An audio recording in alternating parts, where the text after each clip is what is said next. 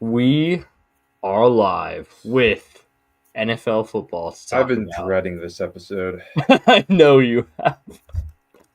I've been looking forward to this episode, actually, which is so rare if you were on this pod last year. Go back to our pods this time last year, and it was me who always dreaded the NFL episodes. There's plenty of time for that to turn around, though. We are in week 1. So Come on, go. Oh, another one. Sorry, guys. I'm Kidding. distracted by September baseball.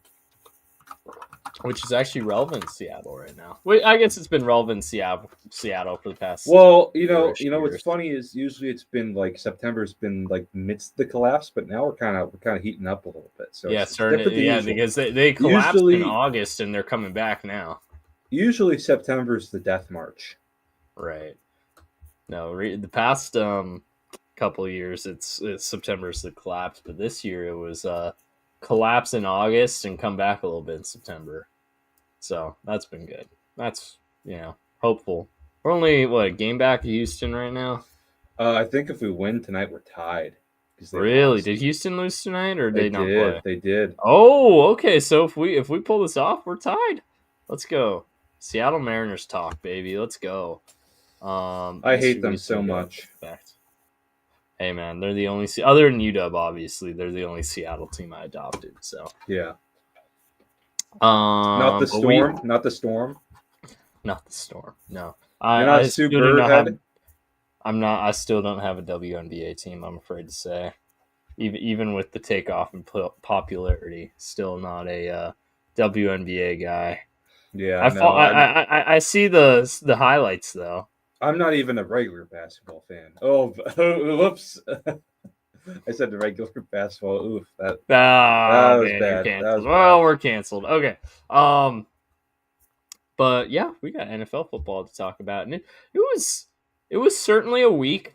Week 1 is always certainly a week, especially with the changes to, it's not just preseason. It's come on, dig it out, Julio. Oh, damn it.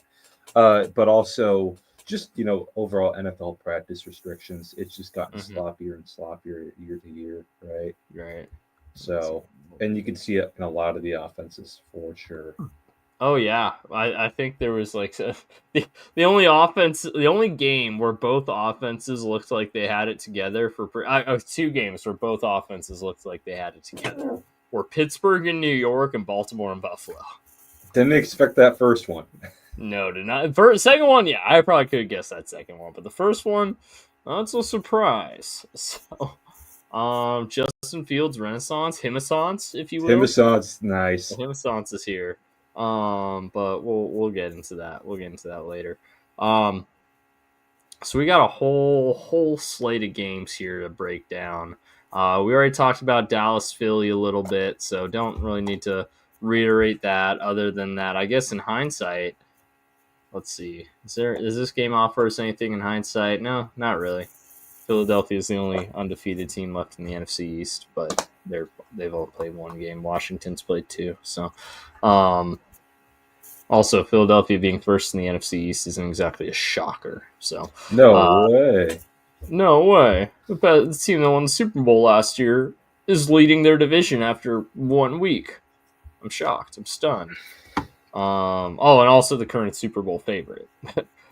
At that too, not necessarily a team that's being projected to fall off here. Philadelphia is just like that. That's right. They really are. This is totally off topic, and I was going to text this to you, but I forgot. But I think my John Mateer talk, I'm seeing a lot of draft buzz around him. It's like, oh yeah, that might be panning out. But here's what I think. I think John Schneider is probably going to love him because, and you know why? You know who John Schneider's favorite quarterback ever is that he, was in the process of? Josh Allen. No. Good one. That's a good one, though. That's good. That you're going to have to go much further back on that one, though. Much further back. What year? Tell me the year. Before 2000. Not as okay. Brett Favre? Yes. Oh, it was Brett Favre? Yes. I knew he was a Green Bay guy. Brett Favre's his ideal quarterback. He loves gunslingers. He loves arm talent. I think he probably really likes John Mateer. Which is funny because they haven't really ever drafted that guy. Kind of Milrow. Kind of Milrow, right? But he needs a lot of time. I mean, yeah, that's been like the weirdest thing is like why Schneider's hardly ever drafted quarterbacks. That's just one thing I've never totally understood with him at Seattle. But oh, don't forget Alex Magoo, the only other quarterback besides Rust that Schneider drafted, and Milrow. Out of FIU. That's right. I forgot about Alex Magoo. That's pretty good. That's a deep cut right there. That's an easy one. Are those really the only 3 quarterbacks he's drafted? Yes. Wow. Mm-hmm. That's actually wild. I would not have guessed that. Yeah, I know. He's been totally averse to it. Well, let's get back on topic. Let's talk about the Chiefs and the Chargers. Down in Sao Paulo. Out in Sao Paulo. Hey, the Freaky Friday game where Quentin Johnston played like CeeDee Lamb and CeeDee Lamb played like Quentin Johnston. That's pretty good. Just send him to the south of the hemisphere. I saw those views, right? Yeah, having Quentin Johnston go to the southern hemisphere and he plays good. It was the Moneyball thing. It's like that's what it was. Yes. Yeah. Yes. Well, who's the GM in Moneyball? Billy Bean or Billy Bean. Yes, right. Yeah. It's Jonah Hill's character saying, "Billy, this is Quentin Johnston. He's got awesome size, elite speed, and awesome ability to separate. His only deficiency, he can only play football south of the equator." So were you saying the Fiesta Bowl counts as south of the equator? It is the Fiesta. Oh, that's true. That's true. It's a Spanish word. So maybe he needs to. Yeah, he needs to play football in Spanish. Los Chargers. Yeah. Maybe that should be their rivalry's uniform. Put an accent on. On the A. It would be on the A. Or the A. Yeah, it'd be on the A. Yeah. Put Chargers. That should be their rivalry's uniforms. Los Angeles Chargers. Los Angeles Chargers. That's how they get Quentin Johnston going for 300 in that game, no doubt. Oh man, Los Cargadores. The Los Cargadores. I love it. Hey, but guess who's alone in the basement in the AFC West? Is it Patrick Mahomes? It's Patrick Mahomes and the Kansas City Chiefs. Also, wait, hold on. I have to call this out in comment section. If any of you guys are in my comment section, I don't know if anyone's in right now that's witnessed this today, but I have to give a shout out to one of my students. I won't call them out by name because they're 11. But they were asking me a few days ago who's my least favorite NFL player, and I said, probably Travis Kelce right now. He's probably the most annoying. It's between Mahomes and Kelce, but I think Kelce's just more annoying. And this Scholastic Book Fair is coming through our school right now. So they went and bought a Travis Kelce book and then gave it to me. Oh my! That's a legendary troll right there. Good on you. I had to give him a round of applause. Gotta give him. Excellent job. They killed it with that one. They really did. I was really, really impressed. Mike Trout's up. Oh God, the Mariner killer. Hey, at least we're at home. Oh, he got struck out. Oh, thank God. Let's go. On a foul tip too. Crazy. Oh, he's the Mariner killer, man. He really is. He really is. 15 years, he's freaking terrorized us. So, blackout. Last year, none of y'all ever did anything that funny for me. So. It's okay. You got time though. You can do it at football practice. You can do something like that at our next B team game. Did you see the? I forget the. What's his first name? TR Tart. The Travis Kelce. Tart. Oh, with and like, his DMs are gonna be crazy with death threats. Oh man, his DMs? You kidding me? He's probably got doxed after That's what I'm saying. Swiftie fans go crazy. Swifties go crazy, man. That poor TR Tart, man. Rest in peace. Do we know his current location? Like, is he okay? Is he safe?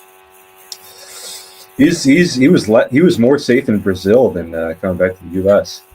They should have stayed in Brazil.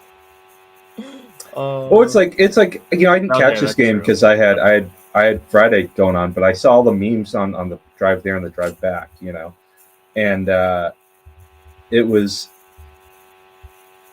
tears for my students. Yeah, it was a great one. That was for my birthday last year. It was awesome.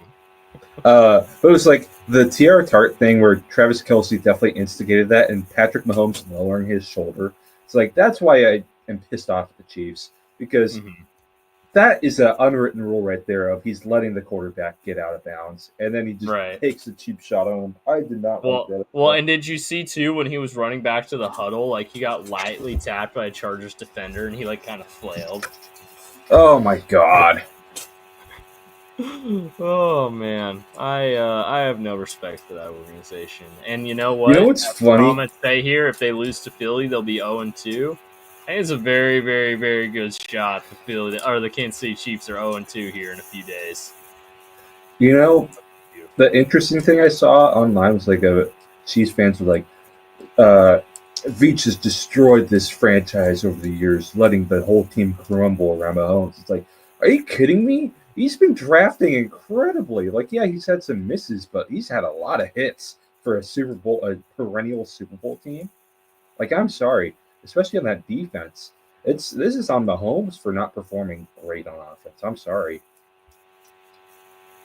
Mahomes should be able to elevate them.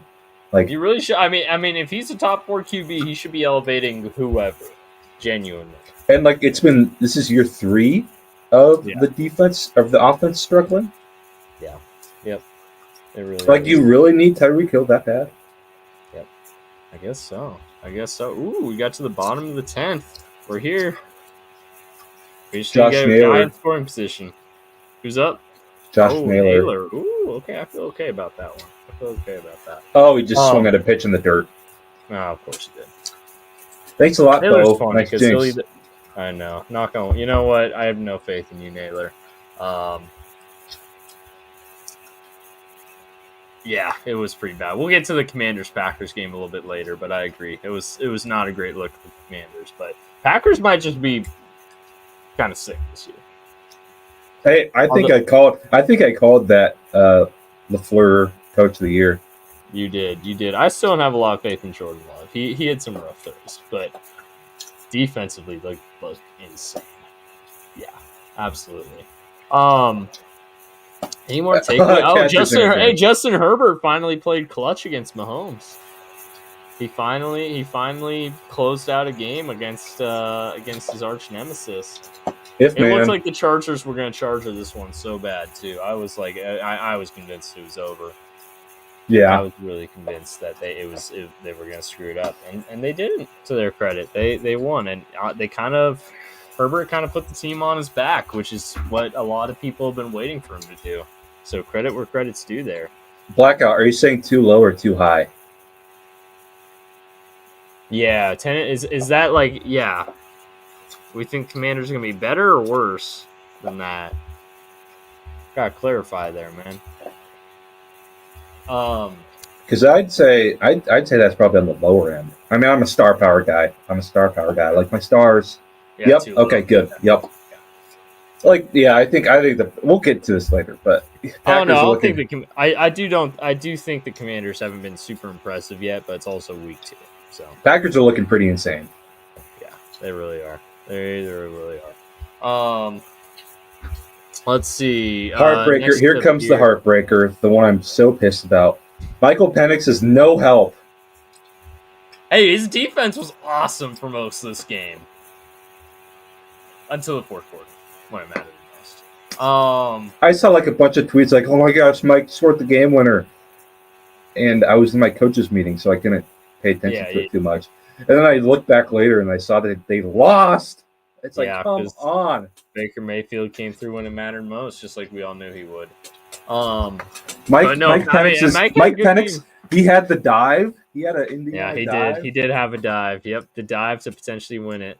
I'm happy that Falcons fans love him because they hated him. I mean, that Spaces recording is an all-timer. Oh, yeah. That Spaces recording is an all-timer. But man, he's I wish the Seahawks had him so bad, man. I wish the Seahawks had him so bad. Yeah. Oh wait, I gotta change the banner. That's right. I'm following the comments and I'm missing the updates on the banners here. But no, I mean, I know it's funny to say, oh yeah, Mike has no help.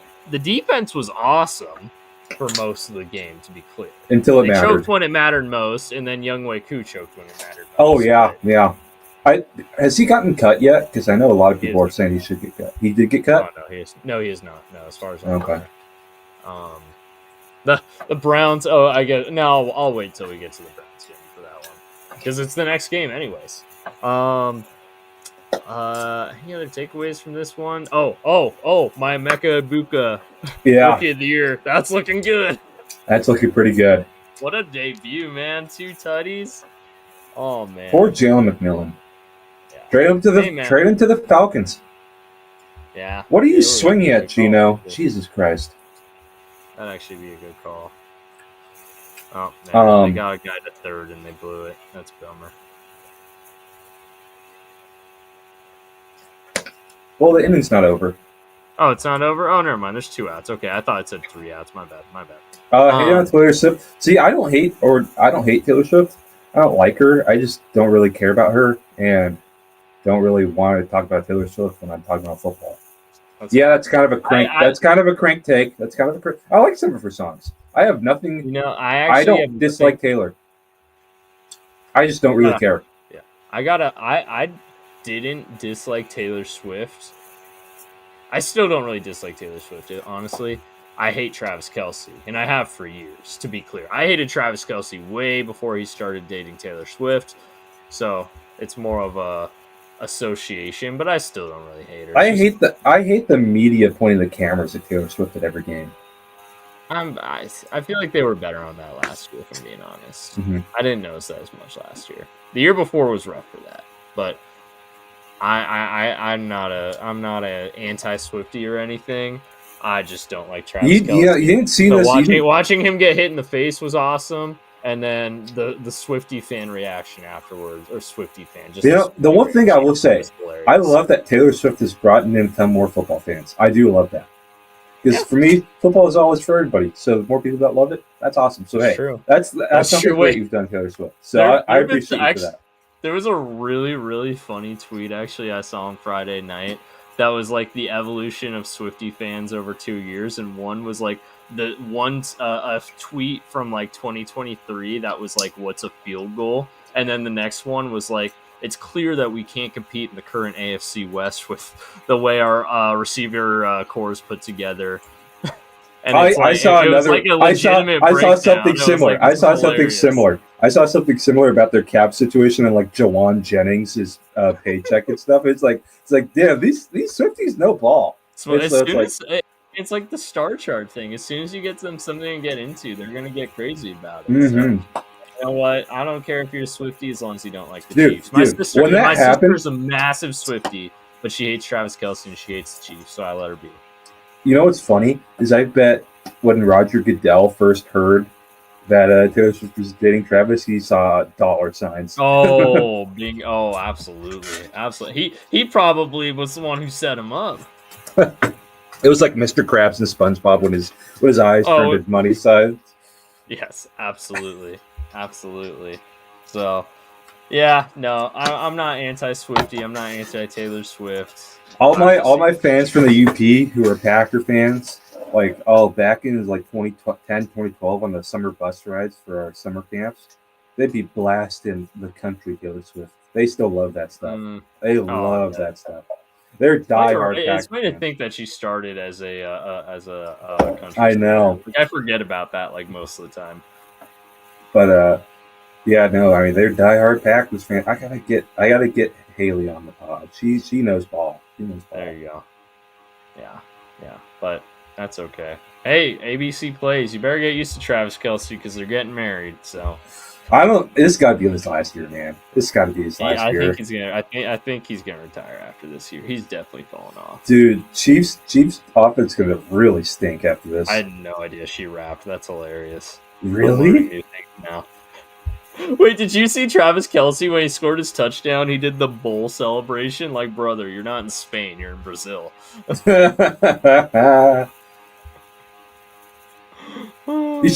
know what he should have done? You know what an elite Selly in Brazil would be? What's that? Christ the Redeemer. Oh, that would have been great. That really would have been great. Oh, that's a terrible pick. Travis Kelce's your tight end in 2025 is brutal. That's really rough. I can't believe no one did a Christ the Redeemer. That would have been a really good one. Oh, it would have been. It really. Oh, they weren't in Rio. They're in Sao Paulo. But still. I mean, it's like that's the #1 monument in Brazil, though, right? Right. Isn't it a wonder of the world? I think so. How those things work makes no sense to me. How arbitrary and how non-arbitrary they are. But that would have been a pretty good selling. We were talking about the Falcons and the Bucks, but now we're talking about we're getting back to Taylor Swift. Thanks a lot, Travis. Their way back to the Chiefs, man. Thanks a lot, Travis. He did have like Derrick Henry. Yeah, Derrick Henry went off. All right, is it time for me to talk about? Let's do it. Floor is yours, buddy. Oh boy, Cincinnati Bengals. Good God. So I learned something on Sunday. The Bengals are capable of winning in Week 1. And beating the Browns. However, they are incapable of not giving me an aneurysm because, holy Lord, this game was horrible to watch. I'm shocked I made it out of this one alive. There was one point during this game where I was starting to feel as if I might have a brain bleed at some point. Because holy crap, I was getting so frustrated. I'm censoring myself, by the way, here, just to be clear. This game was so frustrating to watch. Hey, let me start with the positives. We won. That's hey man. You know what? Last year, so many people gave them crap in Week 18. Like, oh, you mad that the Chiefs rested their starters? Well, if you just beat the Patriots in Week 1, it wouldn't have mattered. We beat the Browns in Week 1 this year, so you can't use that argument against us anymore. Ha! Suck it. So there you go. There's that. I guess breakdown offense in the first half was actually pretty good. They're moving the ball effectively. They're getting up the field. They're mixing up his receivers. Actually, their leading receiver was Noah Fant at one point. He might have finished as their leading receiver, actually. He caught their only touchdown. He had a couple nice underneath the routes that he took upfield for some yak. So overall, like offensively, first half was good. Defensively, the refs were the only touchdown the Browns got in the first half was almost entirely due to the refs just gift. Every single time they got him in 3rd and long, there'd be some ridiculous PI call that was just genuinely not a PI. Just the most ridiculous call you've ever seen. Am I back? Yeah, no, I never lost you. You were. Someone said Rob glitched. Oh, did he? Oh, I never lost you.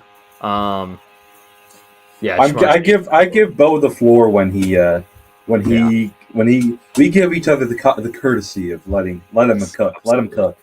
So, I think so. Defensively, run defense actually was excellent, which is funny because historically in Cleveland, or just against Cleveland in general, the Bengals' run defense is awful. Now, granted, Nick Chubb's not there anymore, so that's a big difference. But man, I think they finished with 25 carries for 49 yards. So like less than 2 yards a carry. Like just outstanding job by the interior. Great penetration by TJ Slayton as a newcomer. BJ Hill looked like himself. Looked like he was smart to bring him back for another 3 years. Chris Jenkins made some really nice run stops. Mike Pennell, who they got off the streets from Kansas City, made some nice run stops. So there's good stuff going there. Pass rush wise, I would have liked to see a little bit more. But Hendrickson got a sack. BJ Hill got a sack. So they got a couple sacks. It wasn't like it was like clean sheet or anything like that. Shamar Stewart, our boy, finished with an 88 PFF grade in his first game. Oh. So maybe it's a thing. When we crash out over a first round pick, they turn out to be good. I don't know. He had a couple batted passes. He had some really nice run stops. There was a clip going viral that I think I sent to you where he tossed DeJuan Jones like ragdoll. And granted, DeJuan Jones is not a small human being. He's massive. Big Thanos, as we said. Big Thanos, yeah. So, he's he was pretty awesome. I'm not gonna lie. Didn't get a sack, but got some pressure. Forced a pretty critical, actually, incompletion in the red zone by Flacco on one of his pressures too. So he looked pretty good. He looked good. Secondary, other than Cam Taylor-Britt, it was mostly pretty good. Jordan Battle was a little up and down, but he did have a really key interception. I thought DJ Turner looked strong out there. Geno Stone probably had one of his best games as a Bengal. Logan Wilson, I know not secondary, but getting to the linebacker core, Logan Wilson looked awesome, which is good coming back from injury. Al Golden coming back, new DC, and he took on that green dot role that Pratt's had the past couple of years, and he was awesome. Demetrius Knight had some iffy moments, but also had some big plays, splash plays in there too. That dude can hit, man. Holy cow, he was smoking those Browns. So overall, I was pretty happy with a lot of the individual performances on defense. Honestly, outside of Cam Taylor-Britt, I thought pretty much every individual performance on defense was solid. Britt had a rough game, though, and he needs to be better, especially after his rough year last year. If this was your coming out party after last year, yikes. Offensively, in the second half, though, this is where the conversation gets a lot less fun. So Jamar and T were basically ghosts. The offense had 7 total yards in the second half, including negative 18 in the fourth quarter. There was a point at one point where they allowed 3 straight sacks. Myles Garrett getting 2 of them, and that Myles Garrett hit on that stunt. Oh, it was good insane. Lord, it was insane. Well, and the funny thing too is, the first time I saw like the shot that was going viral, my phone was glitching, like I had bad service, so it paused the second he made contact. So you just saw the exact frame where Burrow. It was. I saw it after we'd won, so I thought it was kind of funny. But like, if I'd seen that at the moment, I'm so mad. Yeah, no. Offensively, they were horrible in the second half. Like, just absolutely. What the hell are you? Literally doing? Nothing going on in the run game. They were just forcing. They couldn't do anything. Genuinely, it was embarrassing. Just a really, really disappointing performance. The only points they got in the second half were off that Jordan Battle interception. Shout out Evan McPherson, by the way, making all his extra points in the field goal. Cannot say that about every kicker in this game, because the only reason they won, well, I wouldn't say the only reason they won, but a big part of the reason they won is the Browns kicker, Andre Smith, who, if you look at his name, you would not guess it's pronounced that way, but it's Andre Smith. He missed an extra point and a field goal in a 1-point game. So congrats, Cleveland. You somehow out-browned yourself. Joe Flacco actually was pretty solid in this game. Their defense was awesome in the second half. Their offensive line is genuinely awful. Their running backs suck without Judkins, and the receivers outside of Jerry Jeudy and sometimes Cedric Tillman. When I say sometimes Cedric Tillman, he had a couple really nice plays, and then he also had the drop that led to the game-losing interception. So he was up and down. For the most part, I would say the Browns lost this game more than the Bengals won it, but I can't be upset about that because most of last year was the Bengals finding new ways to embarrass themselves. So we went into Cleveland and won, which is something until last year we hadn't done in like 7 years. We did it in week 1. Like, did we play good? No, absolutely not. We played like crap. But we got a couple monkeys off our back all at once. So I can't be too upset. And I came up with a pretty good analogy, actually, while I was at the gym after this game. You can't starve a dog for 4 years and then get mad at him when he gets excited about a crappy piece of steak. I got a crappy piece of steak, but I'm happy because guess what? We won in week 1. All right, that's all I got to say. Who did? Also the Browns. All right. Oh, wait, real fast. I want to show you something because I think I sent this text to you after this game. looking at the Browns' schedule, Yeah. I don't think Yikes. they're seriously on 0-17 watch, but they're probably on at Well, they least face the 3, 4, murderer's 5, row of the 6. Dolphins, Patriots, and Yeah, Jets all in a row. they're definitely on 0-6 watch here, and then this is probably where they get their act together, and then they get the Titans, and yeah, so they'll And the probably Bears. go 4-13, but well, no, I don't think they're gonna win all 3 of those games. They'll probably win 1, maybe 2 of them, but yeah, they're definitely gonna go start 0-6. Unless they beat the Ravens this week, which wouldn't that be fun? Anyways, that's it. All right. What's next on the docket?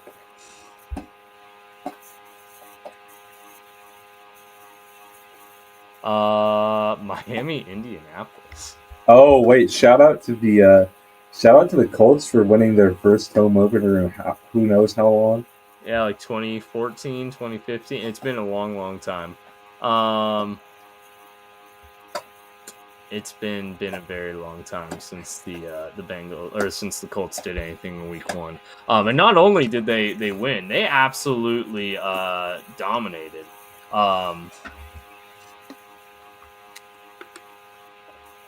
That scares me. That just, goodness gracious, I feel old now. 2014, I feel ancient now. When you were born, oh, ouch. But yeah, Mike McDaniel's on fired watch. Oh, and hey, did you see they had a players only meeting today?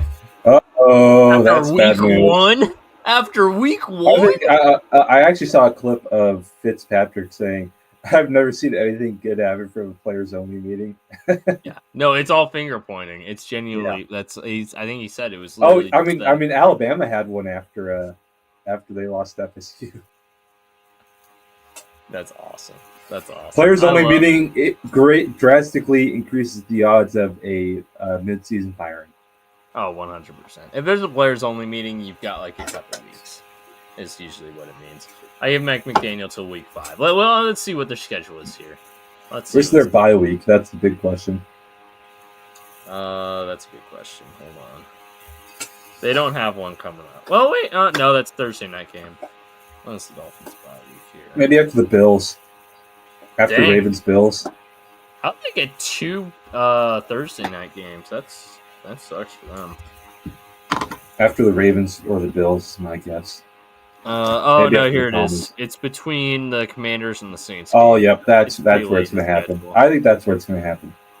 Yeah. Oh, yeah. After they get absolutely stomped at home by the Commanders. That makes sense. Yep. That would add up. I mean, damn, Mike McDaniel's going to be a hot OC name for sure. Oh, absolutely. Every team's going to be clamoring for him. But holy cow, this Dolphins team is just garbage. Like, do we even want to talk about the Colts here? Because yeah, they look pretty good. I still don't think they're a good team. No, I think they're a well-coached team. They are well coached. I think Shane Steichen coaching the offense and Lou Anarumo coaching the defense. I think that's a pretty solid combo. At the same time, your quarterback's still Daniel Jones. Hey, and I guess we're saying that about Sam Darnold this time last year, so I don't know. Yeah, that's true. But yeah, I don't know what to say about these Dolphins, man. Yeah, they might be on. They're totally cooked. That's what I'll say about them. Hey, and they go to Buffalo next Thursday night. I saw really just. It's pretty dark, but so it was I can't process this right now. Yesterday, and it's Tua playing quarterback. Oh God. Yeah, no, I'm not gonna touch that one, but yeah, that's. Yeah, Tua sucks. Tua sucks. Mike McDaniel. The locker room's got huge personalities, and it's falling apart. Tua sucks, but they got $78 million dead cap if they cut him or trade him. Yeah, they're stuck with him. They're stuck with him. They really paid him the big bucks to be just what you got Tyreek and Waddle, and what else is exciting on that team right now? I don't even know if you're excited about Tyreek and Waddle right now, because Waddle's had a down year and Tyreek wants out. Yeah. I mean, I guess we should say something about the Colts. Yeah, they're well coached. I think. Congrats on winning in week 1. They might. I don't know. I mean, they're first place in the. Oh no, them and the Jags are tied for first in the AFC. That's not a horrible conference, especially it depends if we get C.J. Stroud rookie or C.J. slump. Right, and if Sunday's anything to go by, we might be getting C.J. slump.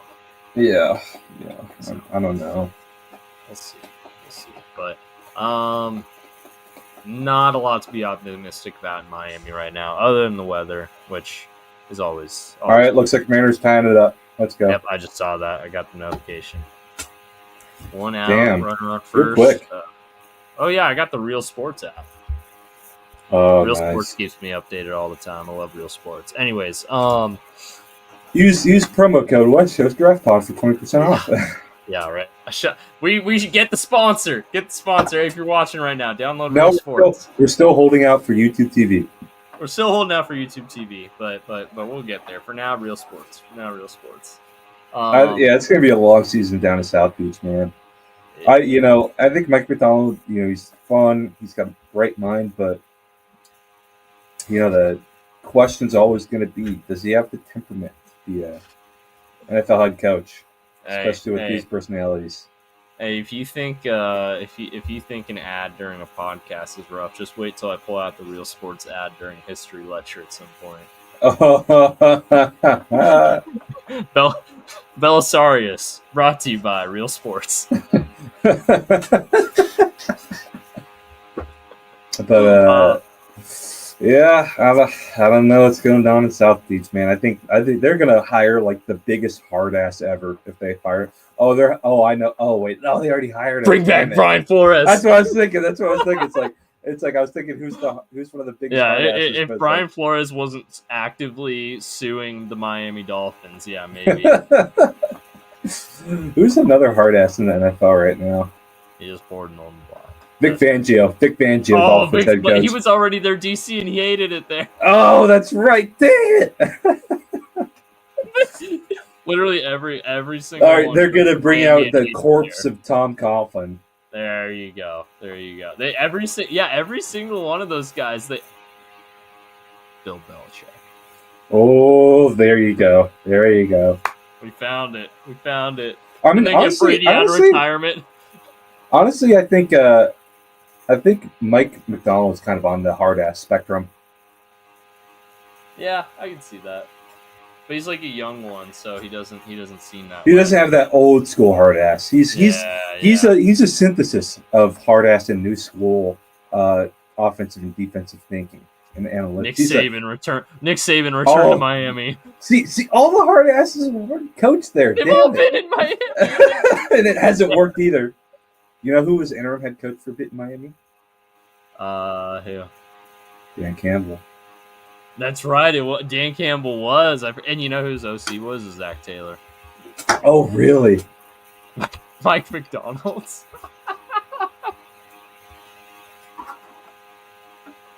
Yeah. Hey. Don't talk shit about my head coach.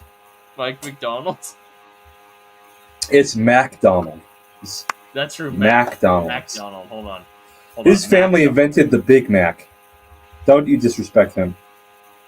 MacDonald. There you go. I put it in the chat so they can learn. It's MacDonald. And no capital on the D for some weird reason. No capital on the D because they spell it wrong. And let's see.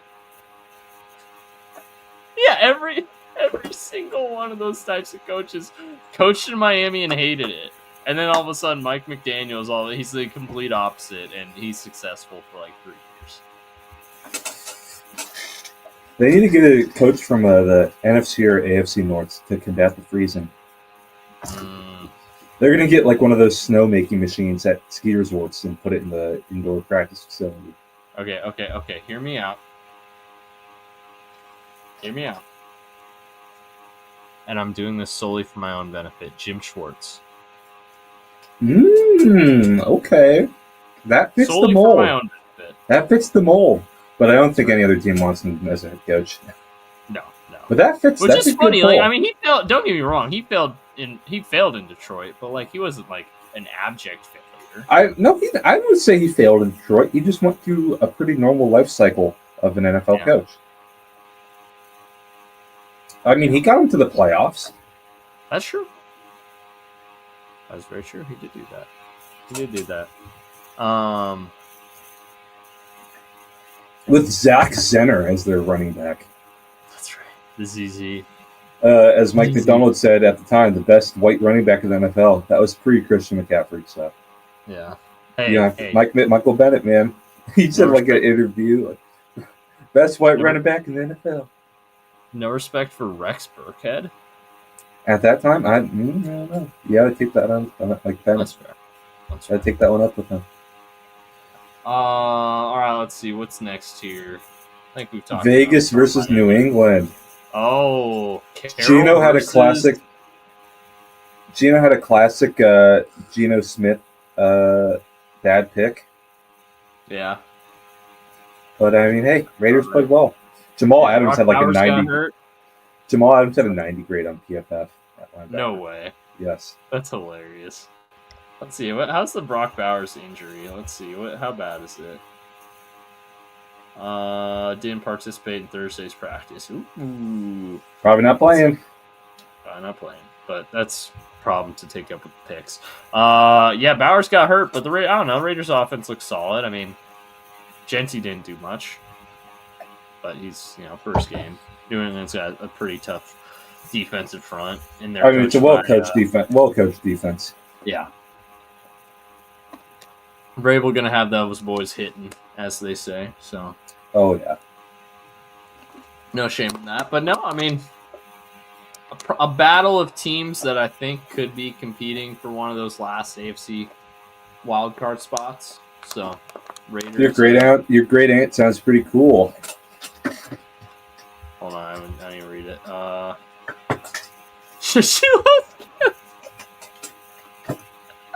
That's basically what we do on this podcast without money, though. We give you picks. The Cool Ranch Doritos Locos Taco is back. Wow. No way. She loves the Raiders because she loves gambling in Vegas. That's crazy. I'm gonna have to remember that one. I remember when the Doritos tacos first came out. Man. That was insanity. I was just amazed when my mom gave me one of those. Yeah. Was one of the first times I ever had Taco Bell too. Probably the first time I ever had Taco Bell. Try this. I thought you were gonna say that was the first time I experienced love. No, I had plenty of that. Luckily. That's good. But you never experienced the Doritos Locos burrito or taco. You ever have those? Burrito, just roll it in Dorito dust. Oh God, that actually sounds kind of good. Yeah. Oh man, I guess it's controversial. Some people apparently think that Doritos taste like feet. I've heard.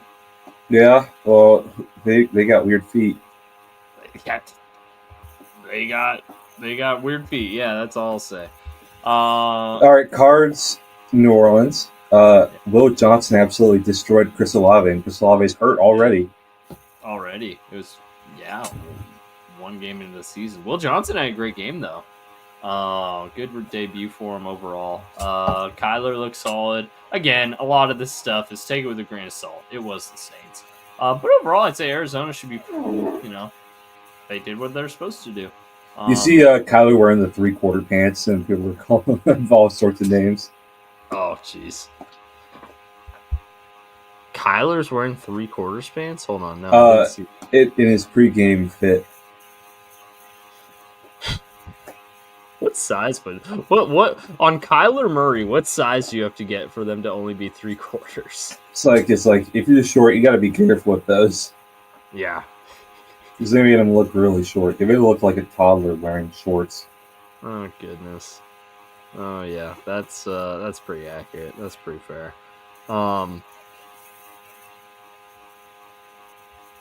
Yeah. I don't know. New Orleans sucks. I think we all knew this. Arizona, could they have won one more? Sure, but I don't know. New Orleans, I think, is going to be feisty because I think, especially offensively, they're going to be well coached with more. They covered the spread week 1. That's a lot. That means a lot. Oh no, they didn't. No, they were 6.5 point dogs, and they lost by 7. Oh shit! Never mind. Dang it. So, but again, I think they're gonna be well coached offensively. Defensively, they still got some dudes. Demario Davis continues to grade fantastically. So, He's an ageless wonder. He really is. It's so funny. He just seems to literally to get better every single year. Which how is that even possible?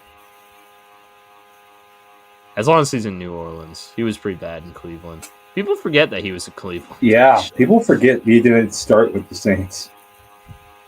He's been amazing there for so long. People forgot that he was like a pretty average to maybe slightly above average backer in Cleveland and New York before. Oh my god. What? Mariners, I hate them. Yeah. Yeah, that's pretty fair reaction. Yep, there it is. I just saw it. Moving on here, probably the game of the early window for sure. Pittsburgh, New York. The Himmisants. The Himmisants. Hey, Justin Fields looked great in this one. If Garrett Wilson could catch a simple little stick route and not get the ball popped out by 97-year-old Jalen Ramsey, I mean, shoot, they would have had a shot to win this one at the end. But Chris Boswell, quietly elite kicker. Like 56-yarder to win it. Just absolutely that was a boot. Yeah. Rodgers with 4 touchdowns in his return to New York. So good for him, I guess. If you like Aaron Rodgers. If you don't like him, sorry. He did what he was supposed to do in this one, though. What else? Trying to think. Storyline. I mean, Breece Hall had a really nice game. He did. I think Tanner Engstrand in general is going to look like he might be a head coach this time of the year. Yeah, I can't believe they got him too. Yeah. Because that was a guy. Aaron Glenn decided to follow, or Engstrand decided to follow Glenn. I know. Johnson, which is interesting. I know, or not stay in Detroit either. Or stay in Detroit and take over for him. Because the Seahawks, it was between Grubb and Engstrand. Yeah. Kind of regret that one. Yeah, he looks good. So the Himmisants is upon us. Yes, they lost, but it wasn't Justin Fields' fault. It was Garrett Wilson's fault. Which, whatever. Next game, Giants Commies. Giants stink. Giants are terrible. They honestly need to start Jackson Dart, I think. Just rip off the Band-Aid. Yeah. You were like Jackson Dart with all that drip on the sideline. Yeah. It's not even starting. He looked good enough in preseason. Just start him, man. Just rip off the Band-Aid. Let's get it rolling on that amazing vaunted D-line and not doing much against a not great O-line. Yeah. Which, especially, I mean, the Commanders' offense didn't look great in this game by any means. Like, they got stifled for big parts of it. For how hyped they were, they should have taken over the game. Right, especially against a bad O-line. You're right. You are right about that. At the same time, they gave him fits. The Giants' offense is just awful. Yeah. Which, it's considering the stable side of the field, it's it's not easy. Yeah, that is for sure. He's gonna be gone. Yeah. It is harder to play good defense without any kind of offensive pressure, but still, I mean, I expected better. Cam Scatterboo's debut performance. He had the angry run. Fast track and CTE. That's right. Putting his head down for everything. Blitz pickup, perimeter blocking, and getting the ball with his hand. Yep. Just, hey, man. Stick to the brand. If you got a brand, stick to it. I respect it. If it works, it works. If it works, it works. That's right. Carolina, Jacksonville, the rain delay game. Bryce Young sucked. Trevor Lawrence also sucked, though, to be fair. They both kind of sucked. Just Trevor Lawrence sucked less. Travis Etienne with a little bit of a renaissance here after people thought his career in Jacksonville might be over. He looked pretty good out there. T-Mac had a few nice plays in there. Good to see. Yeah, no, he looked good, man. He moves well for such a big body. That's really what makes him different from most big body receivers. He's just I'd say T-Mac's probably the only positive for Carolina in this one. They look terrible. Yeah. It's not like the Jags looked much better. They really didn't. It was almost like comparatively, like, man, I really thought Carolina might be starting to take a few steps forward, and Jacksonville was on downward trajectory, but nope. Liam Cohen was the only rookie head coach to win this week. Duval.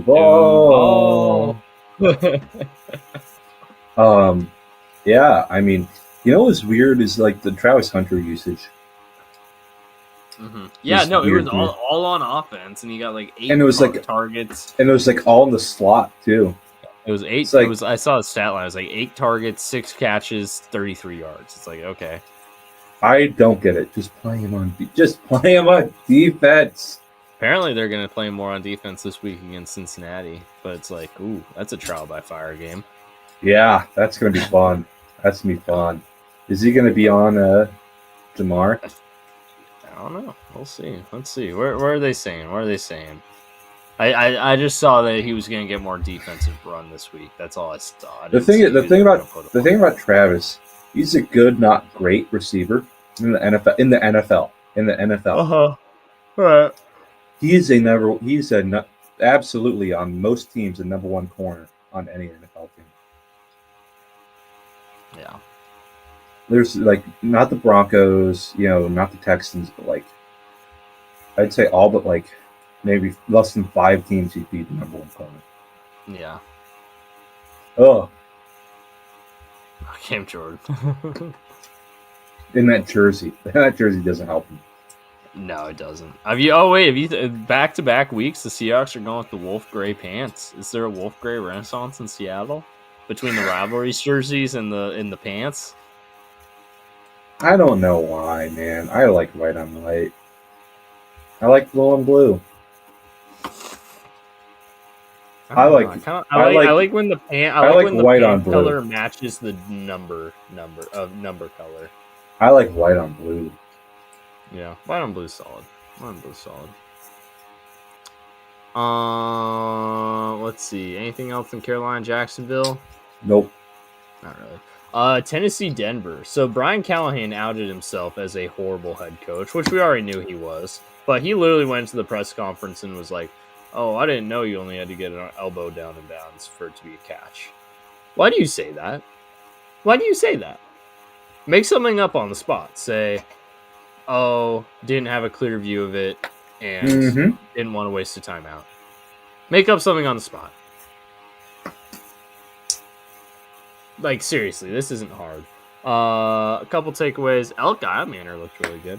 Mm-hmm. Cam Ward hung in there. Cam Ward hung in there against a really good defense. Yeah. Titans O-line's horrible.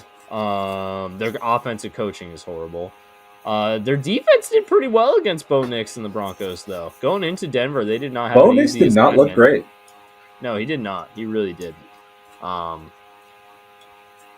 No, I'd say overall, do I think Tennessee's going to be like these world beaters or win the AFC South or whatever? No, absolutely not. But I think they can be feisty. They can be competitive. I think they've got competent quarterback play now. And I think between Calvin Ridley and Manor, I think they've got a couple solid receivers. I think they're going to give some teams some hard times this year, and I think their defense is pretty solid too. Here's my take on it. I think they're a lot like the Patriots last year. Feisty, but Stone just can't get it done. Yeah. Can't get it done talent. Yeah, no, that's fair. Denver, I don't know if I'm discouraged by their performance in this game, but I think we need to put a break on the Super Bowl talk that was starting to come up like mid last week. Because goodness gracious, like, come on, guys, your quarterback's still Bo Nix. Let's be real. I know they think Bo Nix is a god, but let's be real. We know what it's like in big games. Yes, absolutely. All right. Are you ready to take the floor, my friend? I suppose it's finally time. Just straight disappointment. in players and coaches, right? Offensive game plan, I just didn't get. Went away from the things that were encouraging the preseason, right? Not much play action. Darnold just had tunnel vision on JSN. JSN had a good game, but should have distributed more. Cooper Kupp had an awful drop. JSN had a fumble that totally turned the tide of the game. And then the worst of the worst, Tariq Woolen turning on stupid mode on the last drive. Probably should have had a pick on the deep throw to Pearsall. Definitely should have had a pick, but on the touchdown. But he should have just batted it down. Should have batted it down. Just awful by Tariq or Reek now. And he might not be starting this week over Josh Jobe. Yeah, for a guy who's playing his contract year, you're not making yourself much money doing that. No. Just frustrating. We should have had that game. We didn't deserve it, though. Niners played better, but, man, we beat the hell out of the Niners because Kittle's out for a while. Purdy's out for a while. Christian McCaffrey, who knows what. Like, defense played great. Tank Lawrence was awesome. Byron Murphy had a good game. Yeah, I think the defense played really well and offense held down. I hope I see a different game plan from Clint, but, like, I don't know what we were doing there. Zach Charbonnet was really well, and we were playing more K9. Tight ends didn't get anything going for them. You know, it's just I think he was trying to outsmart and overthought things. Got too cute in the screen game on like a throwback screen that went nowhere. Tried the reverse the pass across the field, and JSN totally booted it. Just didn't come out great. I hope it's week one sloppiness. I hope to see the game plan. Yeah, just disappointment. Should have had that game and let it go. Let it go. Yep. Very funny that Jake Moody got cut. Yeah, an awful game. Yeah. Awful game. Yes. Just disappointment. We should have had that one. I expect better. I think they will be better. But yeah, got to put up more than 13, especially when you hold the Niners to 17. Just disappointment. I mean, Brock Purdy was running first day in life. Mike McDonald put together a good defense. No, defense played awesome. Defense played awesome in this one. They really Clint Kubiak and his side, I was quite a bit to Mike McDonald. I think they're going to fix it. I mean, that's what they had to say, but I don't know what the plan there was. Yeah, that was rough. At least they got out of it healthy. The team they played can't say the same. I mean, healthier. Healthier, yeah. Nick and Manwari might be on the IR after like a couple plays with a high ankle. Ooh, that sucks. A couple guys are banged up. I know Spoon's banged up. So we'll see what happens. Yeah. Just expected better. Right? But defensively. I mean, defense was right, back to midseason form, but offensively, just expected what we saw in the preseason. I think Kubiak overthought it. All right, let's see. Are they going to go for it? That's deep enough. Go for it. Here we go. Made it. Mariners win. Yep. I was watching it live. That's why I was just pumping. Yeah, just oh hey, that was Harry Ford too. Harry Ford. Yeah, I just expected better. Just it sucks that it had to be the Niners too. Just sucks. Right. It also sucks too. I mean, and not that it's a one game thing is like a massive difference in the long run. But I'll just say, as a fan of a team who consistently starts 0-1, when every other team in your division starts 1-0 and you start 0-1, it's just kind of deflating. Deflating is a good word for it. I was pissed for the first time in quite some time after Seahawks lost when Purdy threw that. That should have been a pick. Should have been, God. Yeah, he should have had. Reek should have had 2 picks on the one drive. Yeah, and we already had 2 from Purdy. Purdy did not have a good game. He turned it on the last drive, though. But, is Mac Jones going to have a renaissance over the next 4 weeks? Never wrong, just early. The Mac-assance? Oh, yeah, just frustrating. He held McCaffrey to 70, right? Yeah. Damn. Should have had him. But there's good leadership on this team, so I'm not worried about people falling apart. You ready to move on or anything? Yeah. Just I'd say the mood is just disappointment. It's like, damn. All right, Lions at Packers. Talk about a butt whooping. Yeah, no. I mean, from the go, this game, Packers that were in control, which, again, is funny. I will say this about the Packers game tonight and this game. I'm still not that impressed with Jordan Love. Like, nothing he's doing is blowing my mind. No. But their defense is good, man. It was already good, and then they added Micah Parsons. Like, they're insane. They're super Bowl contenders, I think. I think that I move them up a tier in my power. I don't have power rankings, but if I did, they're up a tier for sure. They're firmly in the top 5 at this point, in my opinion. Offensively, again, there's still some question marks there, but defensively, man, this is a team that's going to be able to hang with just about anybody. Meanwhile, Detroit, I don't know. A big part of this game is probably going to come down to them just having 2 new coordinators and having to deal with that. Absolutely. Also, they're probably in for a letdown. I do not see a lot to be inspired by on either side of the ball. The churn gets to you. NFL, not for long. Not for long. Yeah, I did not see a lot to be inspired by on either side here. So we'll see. I mean, I don't know. I don't think Detroit's going to be terrible or anything, but I think they're probably not NFC North contenders this year. Yes, they'll be NFC North contenders, but I wouldn't bank on them to win it this year like I would the past couple of years. Nope. Yeah. Micah Parsons looks like a terror, though. Jeez. Oh, man, he looks pissed. And this is with a bum back, too. Yeah. And of course, they get the Bengals in a few weeks. Yay. I think we avoid them this year. Thank God. Yeah, that's good. Let me double check on this one. I'm pretty sure we can avoid them. Let me double check. Don't you mean discount double check? Packers reference. Okay. Houston, LA. Speaking of the team that Matthew Houston, Stafford is dead. Hey, I don't know. Their offense didn't look that good, but he showed up. So that's not the same Matt. That's not the same Matt Stafford. It's a hologram. It's a clone, or it's a hologram. It's he's the same. They use the same cloner that DeMar Hamlin's folks use. Yeah.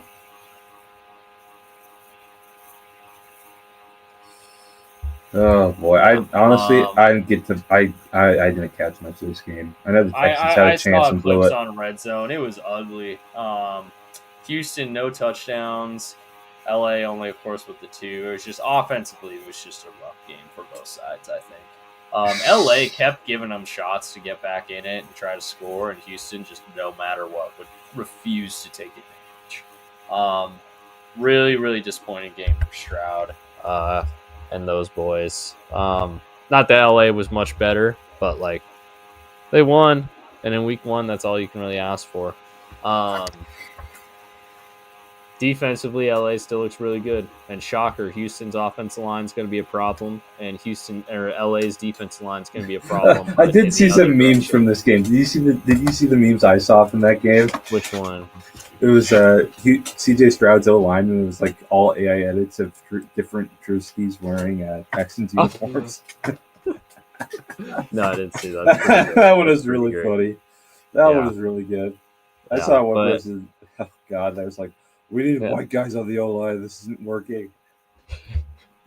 Yeah. But yeah, the Texans' offensive line is going to be a problem, and the LA Rams' defensive line is going to be a problem, but in a different way.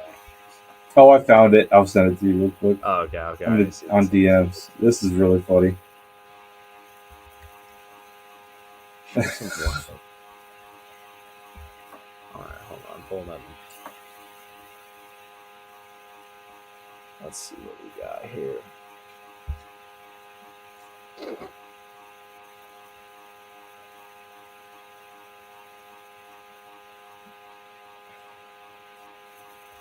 Oh, on Twitter or on? Yeah, I DM'd it too on Twitter. Yeah. Okay. Oh, okay. Let me pull it up on Twitter. Okay. I was going with Messenger. Let's see if I can pull it up here. Ooh, why am I so zoomed in?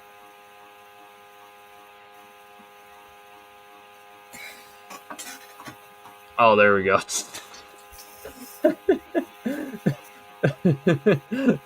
I gotta get this on the screen. This is pretty great. The one with the sunglasses in the middle looks like Linval Joseph.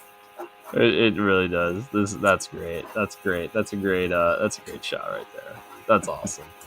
You guys know the Lamar Jackson meme? Oh, you mean this one?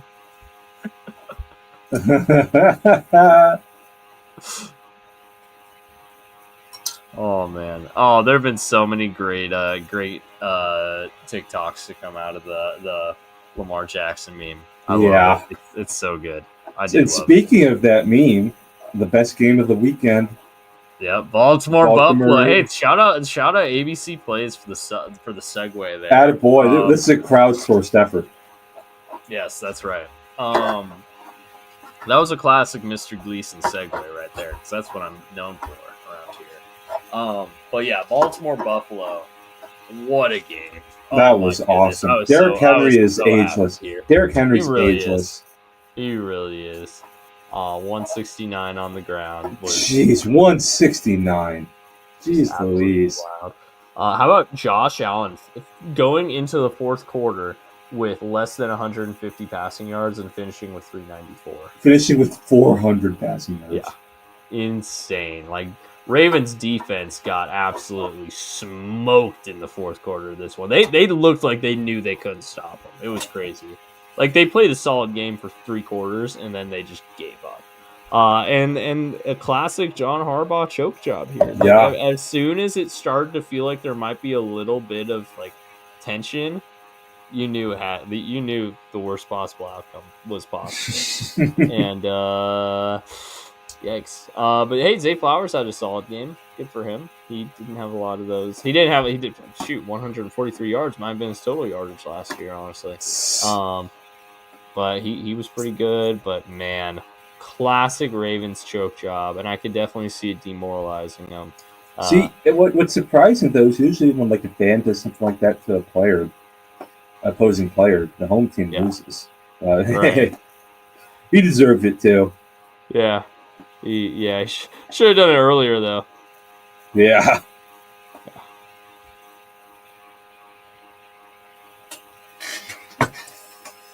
All right, the game I was busy coaching during. It's Minnesota, Chicago. Chicago dominated this game for like 2.5 quarters, and then it's kind of funny. Same thing. Fourth quarter, Josh Allen like possessed fourth quarter J.J. McCarthy because he just all of a sudden in the fourth quarter he was unstoppable out of nowhere. Like, he genuinely sucked for 3 quarters of this game, and then all of a sudden he was like magnificent. Like, he won NFC Offensive Player of the Week this week, which I think is ridiculous, but also I can't really argue with too much because I don't know who else in the NFC had a better offensive week. Maybe someone on the Packers. I don't know. But point being, he was awesome in the fourth quarter after just being just horrible. So, I mean, credit where credit's due, but I was making jokes with some Michigan fans that I'm friends with. Like, oh, yep, there's Michigan J.J. McCarthy showing up. And then as soon as the fourth quarter started, they were like, yep, there's Michigan J.J. McCarthy. I'm like, dang it, guys. So, for the Bears, you have to start having a Caleb Williams discussion. Yeah, I saw some of those clips of his misses. Yikes. And not about his nail tech. Although that's also hilarious to talk about. He was horrible. The first drive, when it was all scripted by Ben Johnson, he looked pretty confident. After that, he was terrible. Like, genuinely.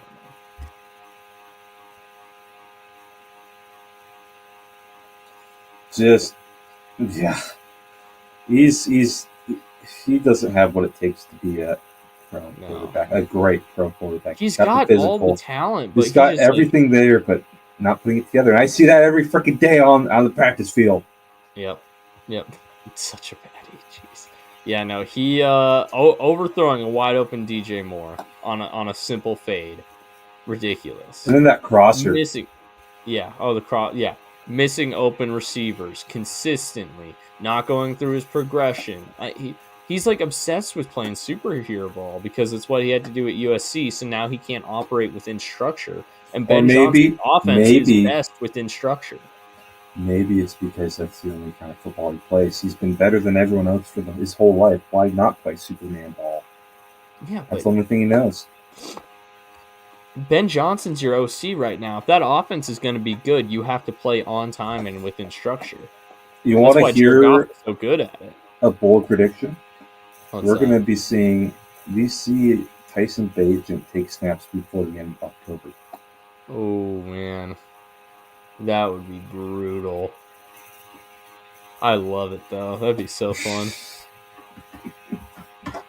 Oh, man. The Chicago Discord. Oh, man. Tune me into Chicago area sports in talk that long video. article I read, they made a really interesting point that they keep bringing in coaches after they pick their quarterback, right?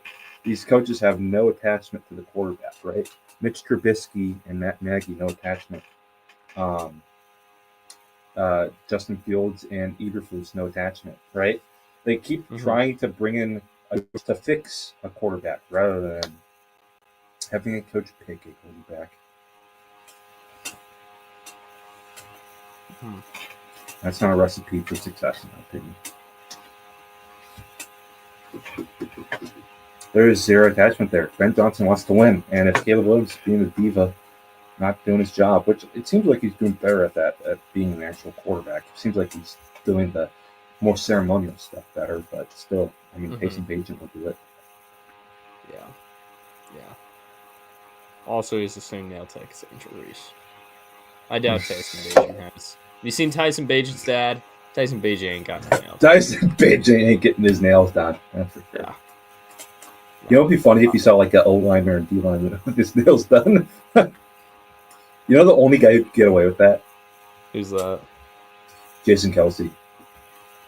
Oh, true. Because he'd be like, oh, my daughters did it. Yeah, my daughters did. Exactly. So, that makes sense. And honestly, I bet he could pull it off. All right.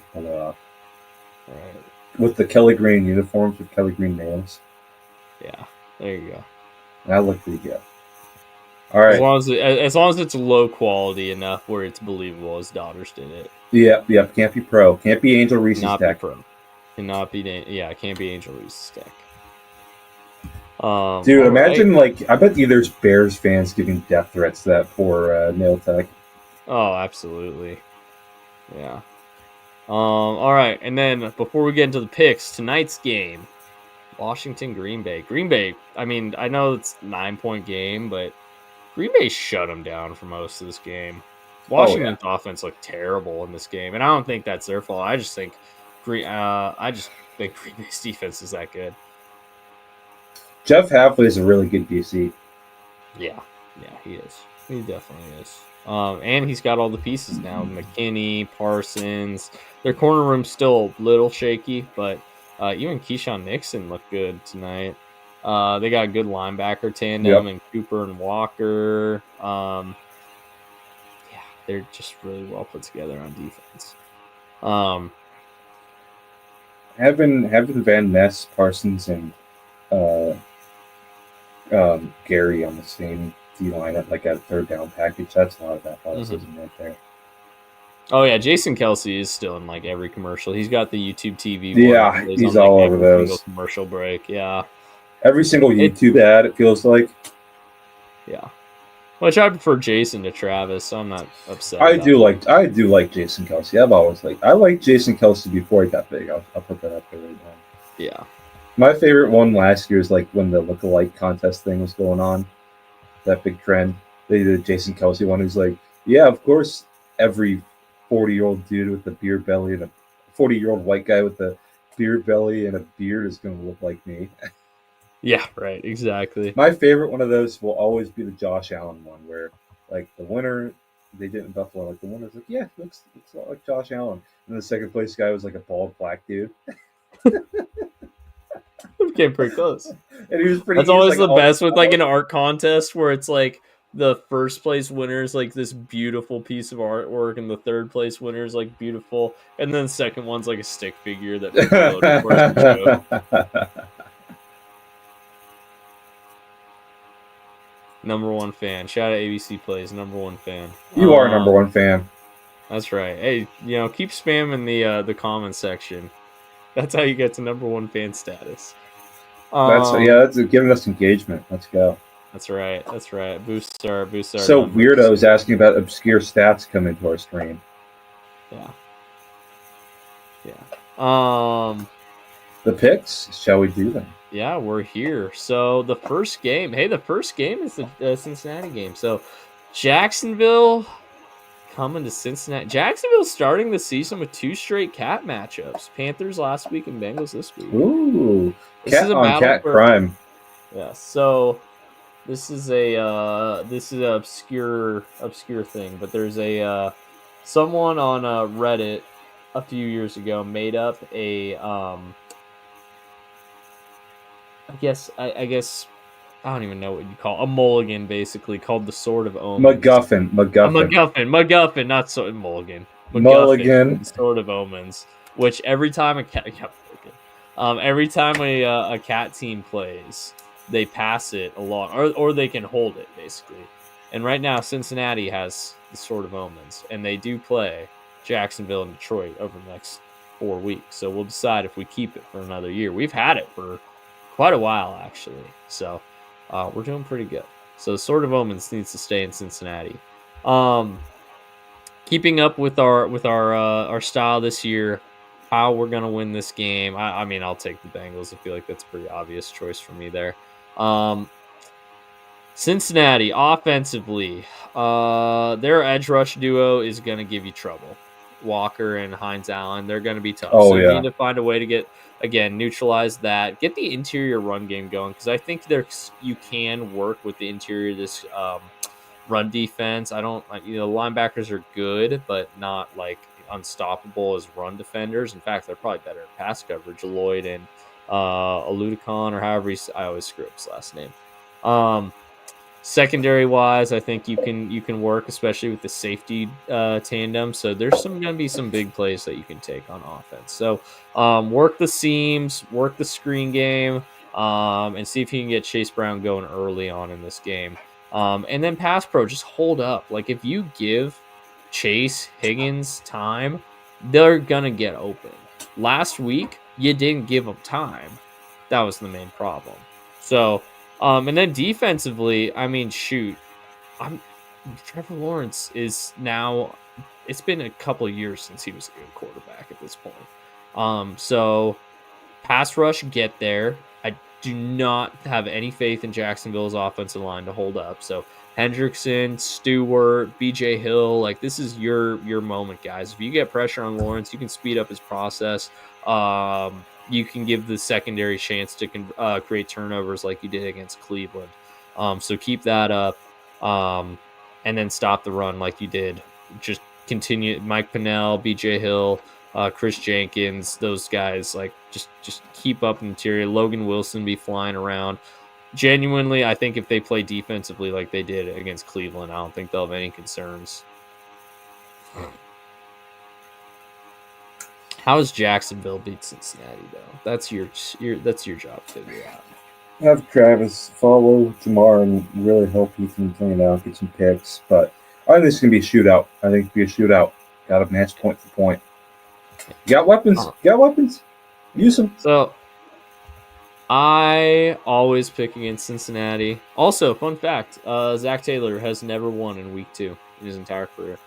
Now, do I think Cincinnati can win this game? Yeah.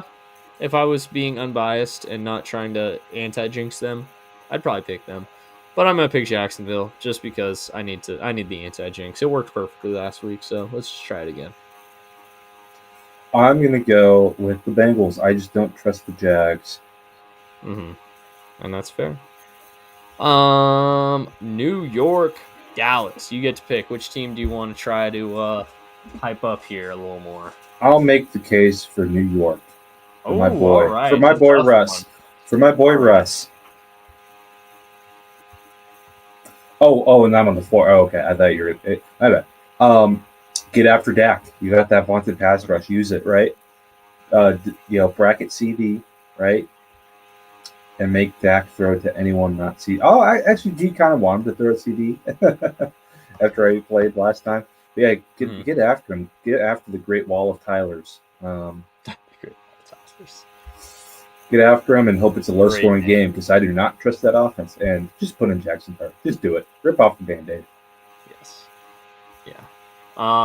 For Dallas, I mean, their game plan against Philly could have worked if CeeDee Lamb had caught anything in the fourth quarter. Like, genuinely.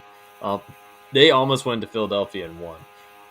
Not to say your game plan is going to be the exact same, but Philadelphia, one of their strengths is their pass rush and how they can get after just about anyone. That's going to be New York's strength, only their back end's not quite as stable, and their offense isn't going to help them out as much. So just get out in front early. Dak, if you play as well as you did against Philly, you'll be fine. So get out in front early. Make it so that you can start running the ball. I'll say that because I have enough faith in the Dallas offensive line to protect Dak, but I also don't want, turnovers or drops to become an issue, halfway through the third quarter like they did against Philly. So just keep the ball rolling. Just keep running the ball effectively as much as you possibly can, drain the clock, and walk out of go home with a win. Come on, you should not be losing this game. But it is your you get to make the first pick here. Giants or Dallas dropping 5.5 points here. I think Dallas is the better team. I think Dallas is the better team, but 5.5 is a lot for me to trust.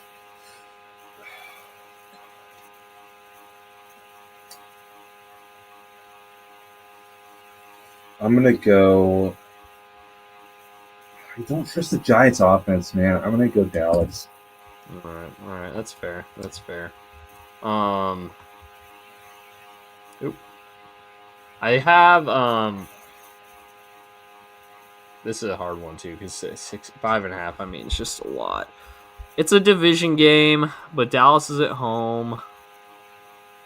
Home division games are easier than road division games. Home games in general are easier than road games, but home division games especially, there's usually quite an advantage there.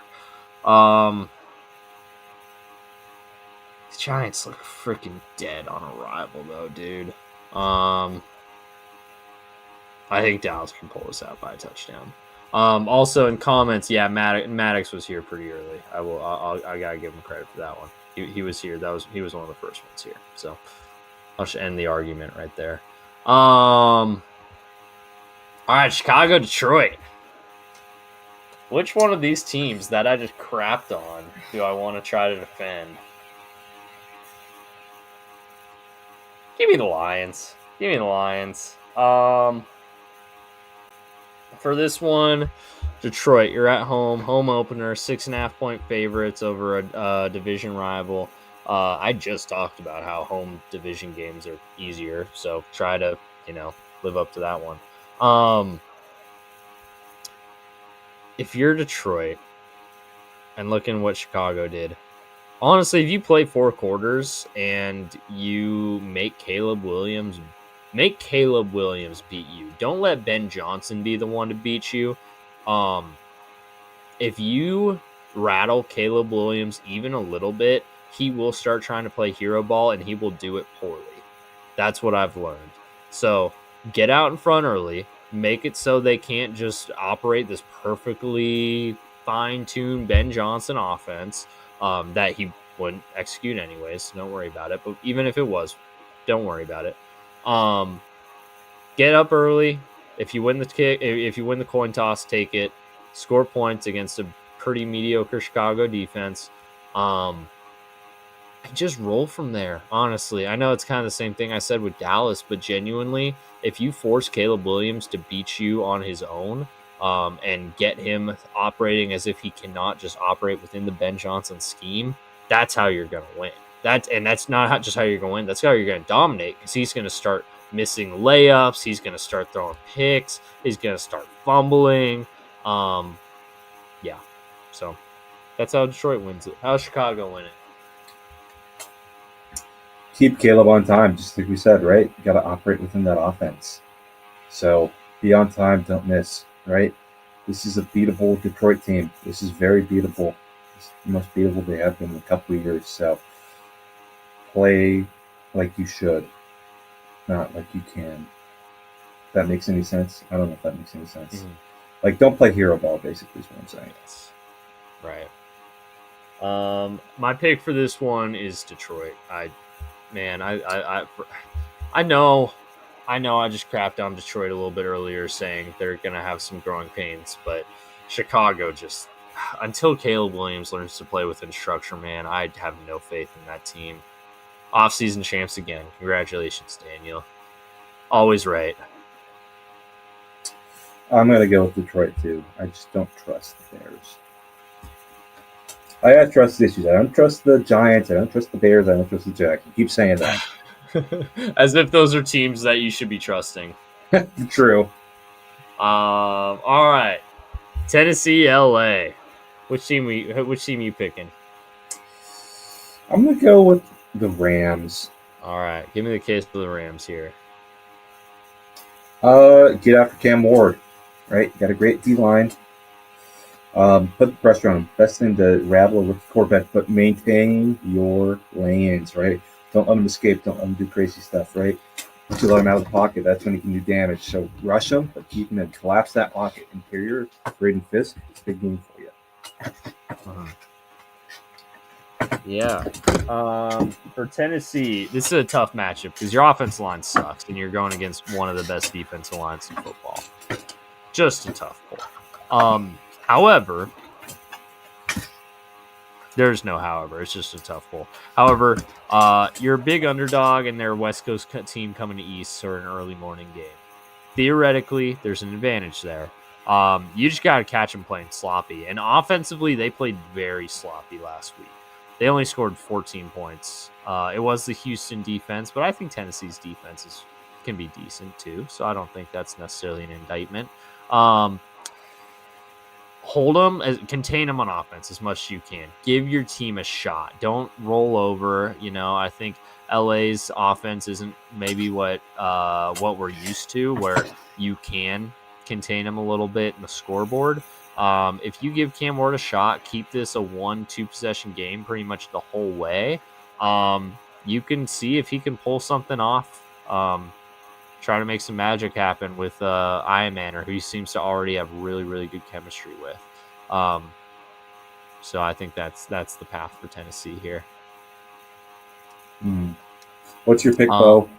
Oh, no, you're picking first. Oh, I'm picking first. My bad. I'm surprised that this spread is not as big as the Detroit-Chicago spread. I think it's because Tennessee's home. I think that's the main thing. Oh, that's a good call. I'm going to take the Rams. Yeah, I think you said it right in that book. Brian Callahan is not a good coach, and that's not a good O-line. Yes. But I mean, they hung in tight against a good defense last week. So no, I agree. And I don't think this will be like a blowout or anything, but I don't know. They lost by 8 to Denver. I think they could lose by about 8 here. I think if they're truly the Rams going cross country could hurt them, but Rams are one of as far as all the West Coast teams go, the Rams seem to travel pretty good actually to the East Coast generally. So might be a bit of a disadvantage, but their defensive line against Tennessee's offensive line is such a mismatch that I'm not too worried about it for them. Real battle of winners here. Miami and New England. I'm racing to the podium to get New England. I'll say that much. Winners, damn it. Oh, God. So, for New England, show up. I'm just kidding. For New England, so yes, defensively, you do still have to worry about Miami's. Did Tua and the whole offense look really bad against the Colts? Yes. Do they still have talent on that side of the ball? Also, yes. So, account for the speed. You got speed in the secondary yourself with Gonzo in that cornerback room, safety room as well. So, make sure you're matching speed for speed. If you take Tyreek Hill out of this game, they have nothing on offense. At that point, Drake May just play ball against a really, really bad secondary, or at least corner room. Their safeties are pretty good, but their corner room's awful. Storm Duck's their starting corner right now, or one of their starting corners right now, I should say. Yeah, New England, genuinely, just play your game, and I honestly don't see you losing this one. For me, it's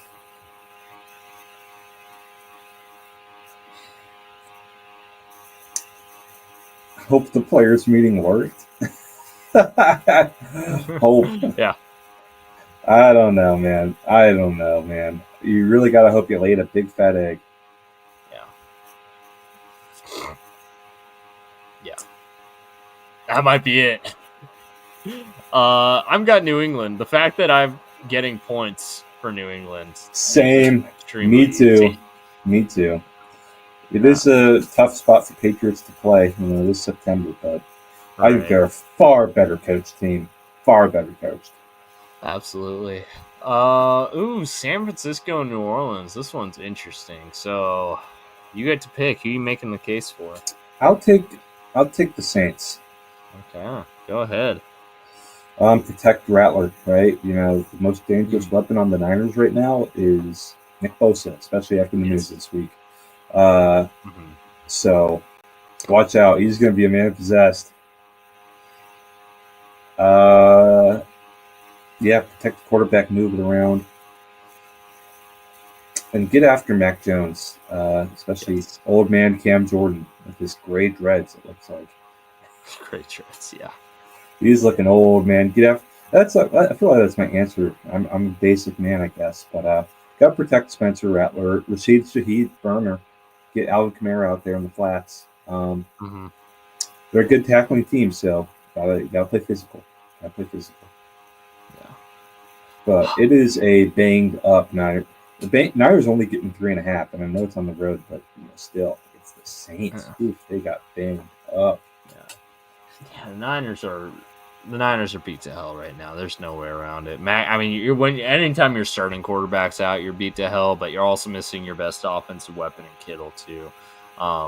That's just brutal. So for the Niners, adapt and overcome. That's one thing Kyle Shanahan. Adapt, improvise, and overcome. Don't do our guy there, girls like that. Come on. Okay, fine. Adapt, improvise, and overcome.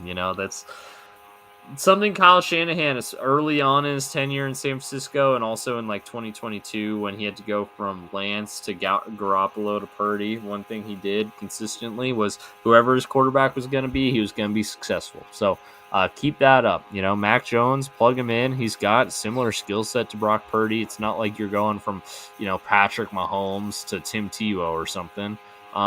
You've got a skill set that you can run this offense still. If you run within the Shanahan offense, Mac Jones can't operate it.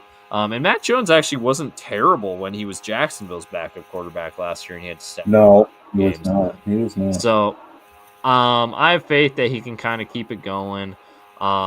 Just operate within the Shanahan scheme. You should still be able to beat New Orleans even with Mac Jones. When you get to later weeks and you have to play the Rams and whoever you play this week, the Cardinals a little bit tougher. Yeah. Not really Jacksonville, but this is a week where you should still be comfortable with Mac Jones at quarterback. If you operate the Shanahan scheme, just get it to your weapons, get it to Ayuk, get it to McCaffrey, and then defensively, you still have got the guys to shut down this New Orleans offense. I think you should be okay. I'm going to take the Niners here. The Saints are horrible. Yeah, and I've been saying since many years ago, many moons ago, Mac Jones was the guy for the Niners. So never wrong, just early. Never wrong, just early. All right. Bills, Jets. I'm going to take the Jets because I think it's a little more fun. Okay, that is more fun. So, the Himassants. Keep the Himassants going, first and foremost here. Right now, your offense, especially in week 1, really ran through Justin Fields and allowed him to really showcase his skill sets. That was against a Pittsburgh defense that going into the season, I think most of us thought was going to be pretty dang good. You put up 32 and a lot of yards on him. That's passing and rushing yards. So, Justin Fields, I've always knew you had it in you. It just took Tanner Engstrand to really showcase that. So, keep that up. You're going up against a defense that I do not think is as good as Pittsburgh's at rushing the passer, at coverage, really at every area of defense. They're down Ed Oliver as well, who had a huge game against Baltimore, I should say. And they're going to be down in this game. You get them at home. I've already said a few times, home division games are huge advantages, I find. So that's the path for the Jets, is just keep letting Justin be Justin. Your defense is going to struggle probably with the Bills. If they struggle with the Steelers, they're going to struggle a lot with the Bills. But also, if you're able to move the ball on the Steelers, you should be able to move the ball on Buffalo. So, hey, let the New York Jets become a, pun intended, high-flying offense. Nice. And drop bombs. So, quick question: Is this the Rivals? Is this a rivalry jersey game? It is not. No. Bummer. Not They're saving them. They are saving them. My key for this is containing Justin Fields, not just in the pass game with like rollouts and stuff, but with the running game too. That's a really potent running game, right? With Breece Hall looking really good, Justin Fields can threaten the quarterback run game. Tanner Engstrom's dialing it up, man. They got a solid O-line, so you really got to stop their run. Force Justin Fields to pass, right? You can live with him passing on you. You're going to die with the run game clicking. Because if they can do that, then they can play ball control too, right? So really got to stop that run is the key. And then on offense, just keep the train rolling, right? Hopefully that switch is staying on from the fourth quarter of last game. Mm-hmm. Call me crazy. I don't think the Jets win, but I think they cover. I think it's going to crash down for the Jets. Week 1 anomaly. And Aaron Glenn gets a taste of big boy football as a head coach. Alrighty. Our second difference. It's taken us a while, but here we go. All right. It's appropriate that it worked out that you get to pick the I know, right? Here. So go ahead. So here's my keys for the Seahawks. Get back to your identity on offense, right? You're going up against a pretty solid, a really good front, although maybe it's like a little bit older and not as great. But I'm still a little worried about that front seven. You know, Cam Hayward and T.J. Watt. Maybe they've taken a step back, but they're still awesome, right? Mm-hmm. And then do what you did to Aaron Rodgers last year, right? Get after his ass. I think what really hurt the Jets is I don't think their pass rush was great against them. And that's something that Aaron Glenn wasn't ever really good at with the Lions either. His pass rush wasn't amazing. So get after him. Hopefully Leonard Williams gets another pick 6. I doubt it. And then get in DK's head. Get in DK's head and spoon with anybody, right? Force those 15-yarders because he's gonna be trying to prove it, and so you gotta capitalize on that. So I'm gonna. Those are my keys. Bingo. For Pittsburgh, you are probably not going to be successful offensively, I should say, this week as you were last week. Seattle's got a really good defense, and you've got to be able to contend with that. However, defensively, I think you can get after them a little bit more. I think you're going to be able to rush the passer pretty effectively. One thing I think it needs to be called out for the Jets' offensive line against the Jets or against Watt and Highsmith were awesome. Membu and Fashanu both had awesome games. Yep. I don't know, not to say Charles Cross and Abe Lucas are bad or anything, but I think, I don't know if I'm expecting that much it to be that good as it was against the Jets. That's totally fair. Fair. Get after him a little bit. Rush Darnold. Try to get him back to New York Jets Darnold the best you can. I mean, it's kind of rough for Seattle having to play Nick Bosa and T.J. Watt in back-to-back weeks to start the season. Abe Lucas got the big contract and immediately had to start earning it. But I think defensively, if there's a weakness here, it's the corner room. But I think if you can, if you can bottle up JSN and make Darnold have to go to his other targets who aren't as dynamic, you can really contain this offense. And that's when you can start to really, really ramp up the pass rush, I think. So offensively, you're not going to be as successful as last week. Just accept that now. But you'll be able to put up enough points potentially. And then at that point, it's about making that Seattle offense beat you, which depending on the Seattle offense that shows up, the one in week 1 probably won't. So my pick here, I'm nervous about the Steelers' defense. I am.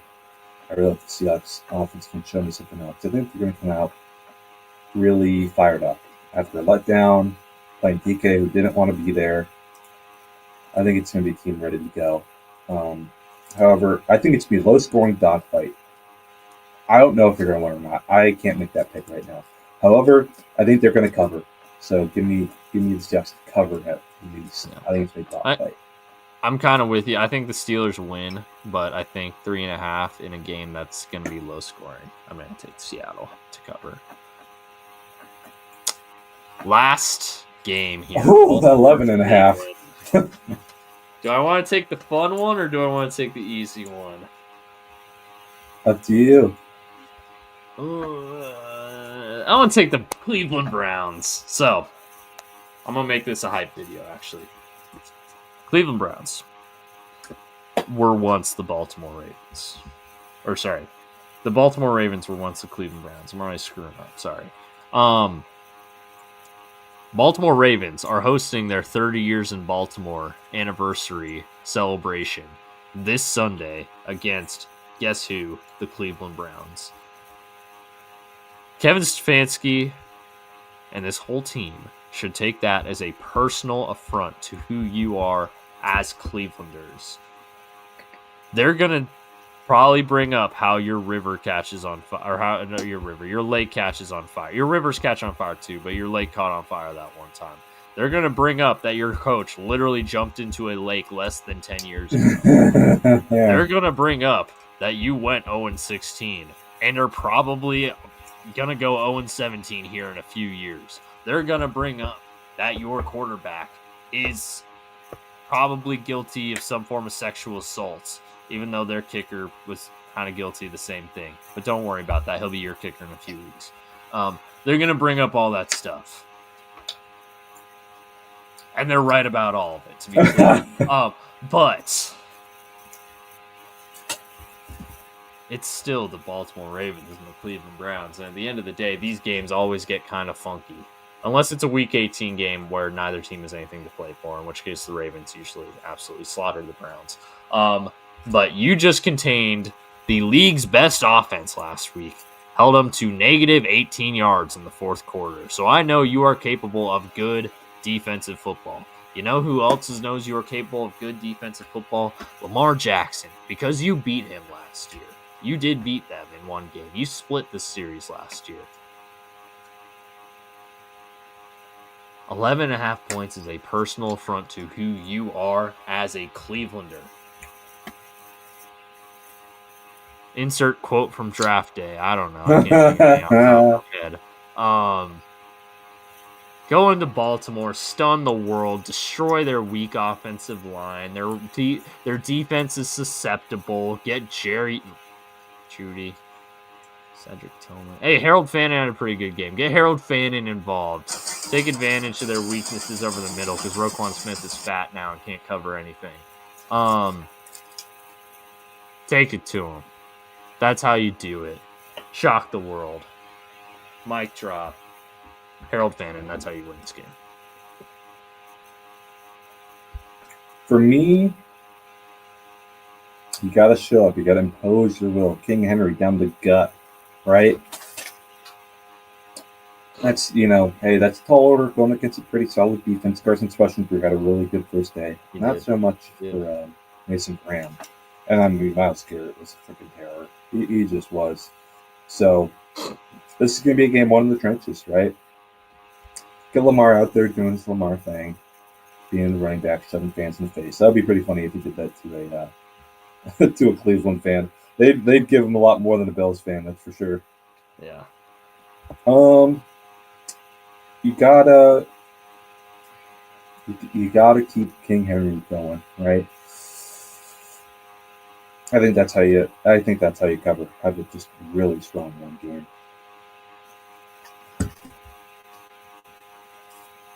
What's your pick, Beau?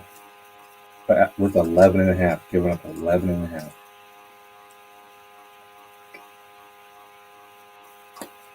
You're muted.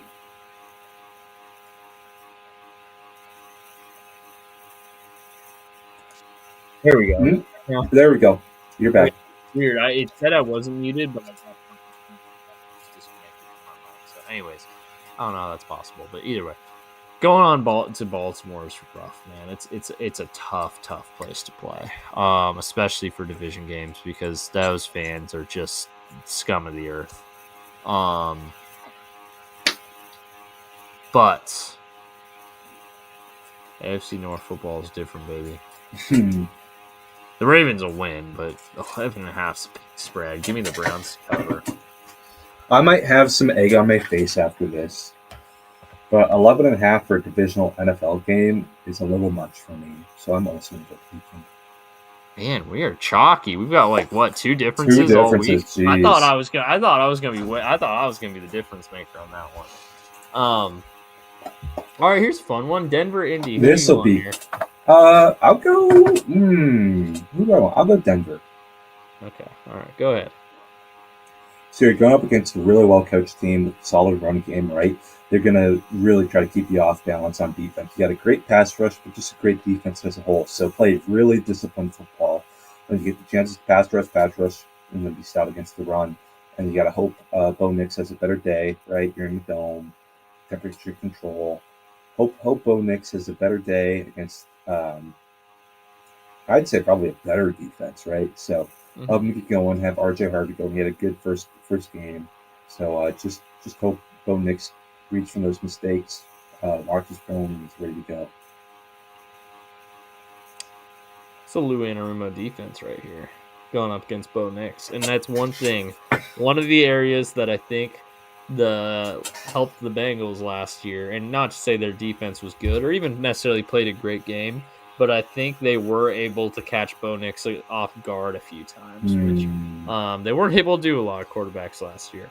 So I think Lou Anarumo has the secret sauce to covering or to taking care of Bo Nix here. So ramp up that pass rush. You know, Denver's got a good offensive line, so but need to be getting home. I think Indy's assembled a solid collection of edge rushers and just pass rushers in general, especially in the interior, I should say.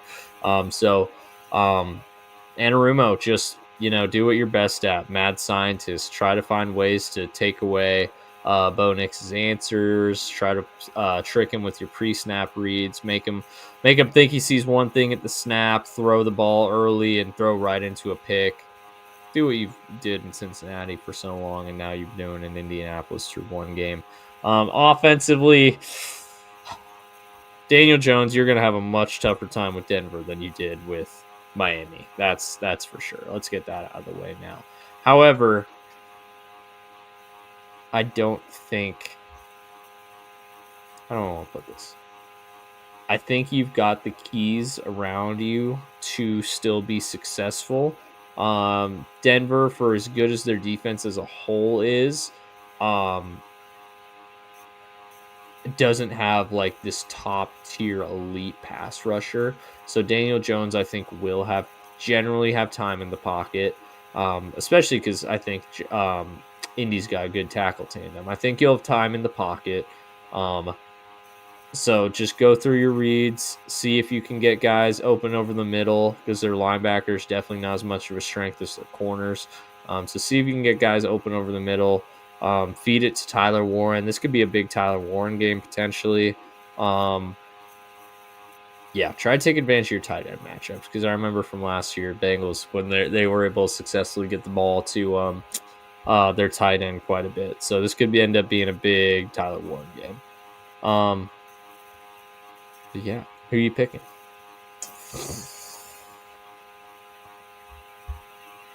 I'm going to take Denver. I like 1.5. I didn't think I like it.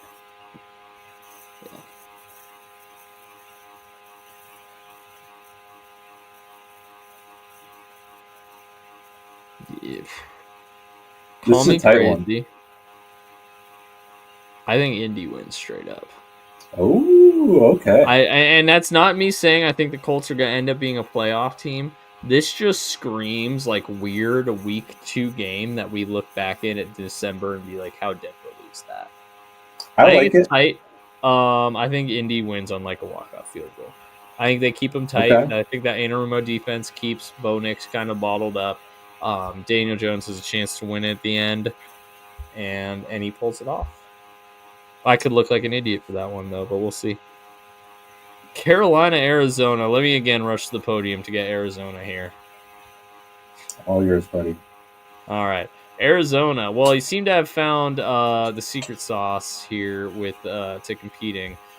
Just force feed James Conner, make him the focal point of the I mean, offense. that's what they've been doing the last 2 years. Come I on. know, but you know what? On Sunday, and I know he was against New Orleans, but you're also playing Carolina this week, so not a huge difference. Force feed James Conner until they have to start respecting the run game, and then just hit not Kyler, hit Marvin Harrison over the top, hit Trey McBride over the middle. Michael Wilson. You've got weapons here, Arizona, and your offensive line is getting there. I don't know if it's great, but it's getting there. It's not terrible anymore. It's not a huge weakness. I think you can probably have your way with this Carolina defense. And then defensively, you're going to be fine. I'm not worried about this Carolina offense. Get Will Johnson and T-Mac, shadow coverage over to his side. Coker being out is massive loss for this offense. So I think as a whole, I think if Arizona just comes in and plays their game, they'll be fine. I'm gonna go with.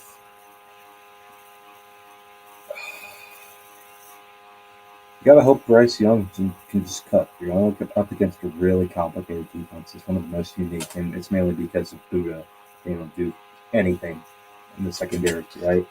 So, he's a very good processor, right? So he should be able to get that stuff off pre-snap. You got T-Mac. You got a solid O-line. You got to hope that protection holds up because there's no one in the front seven of the Cardinals that scares you. It's everything in the back end, right? So get that protection, have those smart reads, be able to get it out quick. Don't be afraid. Don't get trapped. On defense, stop the run. Make Kyler beat you. Make Kyler do Kyler things, right? Cardinals won't be good until Kyler stops being Kyler. So those are my keys. Give me the cards to cover here. I'm going to go. I'm going to go cards. Wait. Yeah, I'm going to go cards. Game of the week. KC Philly. Who do you want?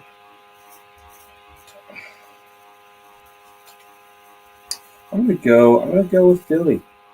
All righty. Go ahead. Play ball. Do you have to play ball control anymore against Patrick Mahomes? Not really. Not really. Get 3 and out. Impose your will. Show again why you beat them, right? Because, I feel like the Chiefs, especially their defense, is probably feeling very revenge-minded, right? Suck their soul out right away. First drive, pound the rock. Take their will to win away. Then play really sticky coverage on defense, right? You got the pieces to do it. You can heat up Patrick Mahomes, stay sticky, and good things will happen. If you're Kansas City, make Jalen Hurts beat you with his arm. That's, and I know that's what everyone says when it comes to beating Philly, but defense. I know it gets talked about a lot that they allowed 40 points in the Super Bowl, but a lot of those were short fields that Patrick Mahomes and the offense gave them. There was the pick 6, there was the pick on the 10-yard line.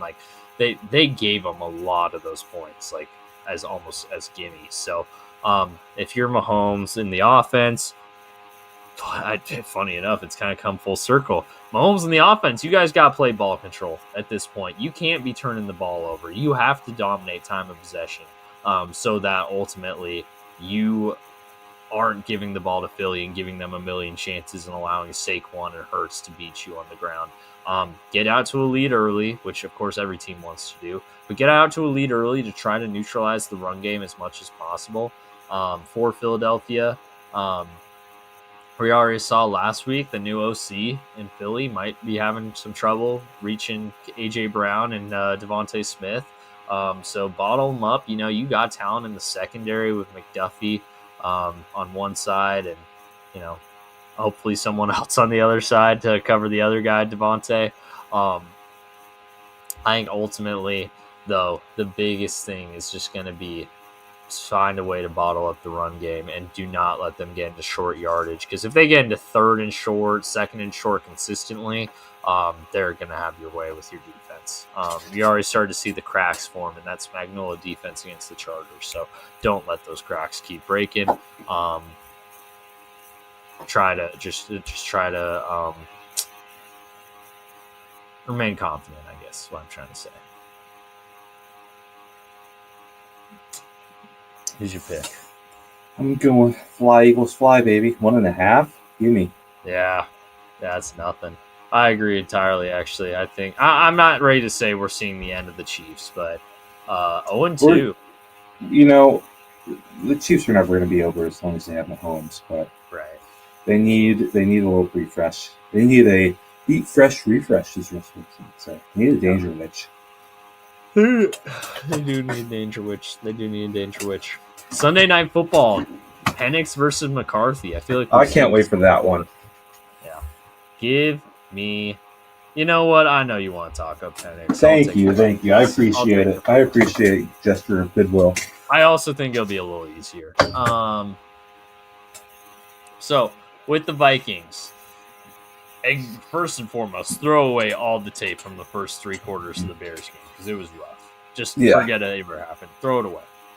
Fourth quarter, focus on that. Focus on what you're able to do. Focus on running that KOC offense because we've seen it be successful for 3 years now with a variety of different quarterbacks. McCarthy seems to already be starting to gel and get it going really well. And I think you can have, for as good as Atlanta's defense was for 3 quarters, they showed that in a high pressure, high leverage position, you can pretty much do whatever you want to them. I mean, Tampa scored an 80-yard touchdown drive in 5 plays. Like, yeah, you'll be fine.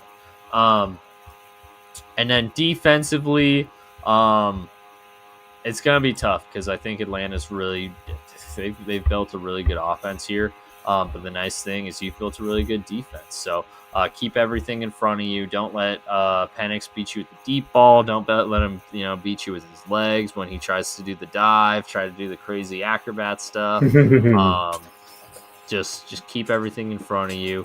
Get rush the passer, especially with Atlanta being down. McGarry, their offensive line is going to be a little bit worse for wear than it maybe would have been previously. So rush the passer effectively and just run your Brian Flores defense. Genuinely, Minnesota, between KOC on offense and Flores on defense, has a couple coaching cheat codes running the show. So just keep that up and you'll be fine, I think. So for me, it's, what are you going to do to go against Brian Flores' defense, right? I think one thing Pax has struggled with is shifting picture defenses in. No one does it like Brian Flores, right? So be ready to get it out quick. Be ready to hit the holes. Hit the holes with that absolute rocket rifle of an arm. And be ready for some revenge. Get up for this game. We all want it. We're Asking Nation. Go make J.J. McCarthy cry. On defense, don't blow it in the fourth quarter. Like you did last week and like the Bears did. Play tight all game. Yeah, Mike Dice, it's revenge, baby. Give me the Vikings. Give me the Falcons, I believe. All right. Tampa. I love how the Falcons have become like your unofficial second team. I'm a Penix guy, man. I was about to say, is this Penix's first prime time? But then I remembered the no, yeah, he had the Washington game last year. Yep. Houston, Tampa. Who do you want in this one? I'll take Houston. All right, I'm glad because I would have taken Tampa. Go ahead. CJ Slump, put it together, man. I know you're dying on the other side, right? I mean, you're not going up against an insane pass rush like years past, but you're going up against a guy who will scheme it up. He's going to really scheme it up. CJ Stroud, hope that S2 test isn't real because he got processed quickly. He likes Todd Bowles, likes to mix it up, but hopefully you get some time to throw. So protect CJ Stroud. On defense, you got to play tough. You got to play feisty, just like Baker's going to play against you, right? All game long. Don't blow it in the end.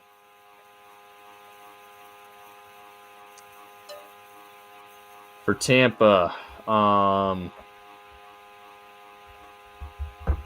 pass rush is not one of their strengths defensively, and that's how you would really get after this Houston D-line. So just try to rattle Stroud as much as possible. When he's slumping, it's mostly because he's rattled and he's going up against the defense that's can get to him effectively. Don't necessarily know if you have that, so I don't necessarily think you're going to be able to shut him down the way the LA was last week.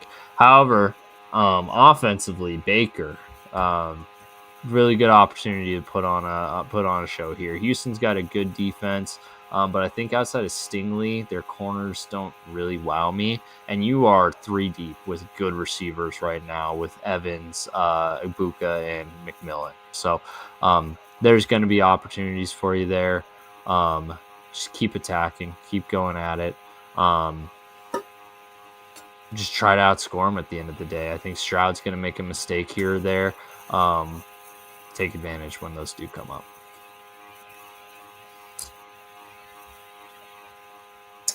I'm gonna go Tampa. With points, I take that. Yeah, I was also gonna go Tampa. So there we go. All right, last one. Chargers, Raiders. Do you want to take your boy Pete? I'll give it to you if you want. Thank you. I appreciate that. All right, I'll go Chargers. So the Chargers, or Los Cajare, how do we say it? Los Cargueros. Los Cargueros. I need to update the banners here. So Los Cargueros here. So importantly, Vegas is going to be down their top offensive weapon in Brock Bowers, which is good because you struggled to cover Travis Kelce last week. So Brock Bowers would have done insane damage to you. So if he doesn't play, that's a major win for you guys. So step 1, make sure Brock Bowers. No hate on Michael Mayer. Come on. Michael Mayer, right? No, I don't like Michael Mayer, but he's not Brock Bowers. Let's be real.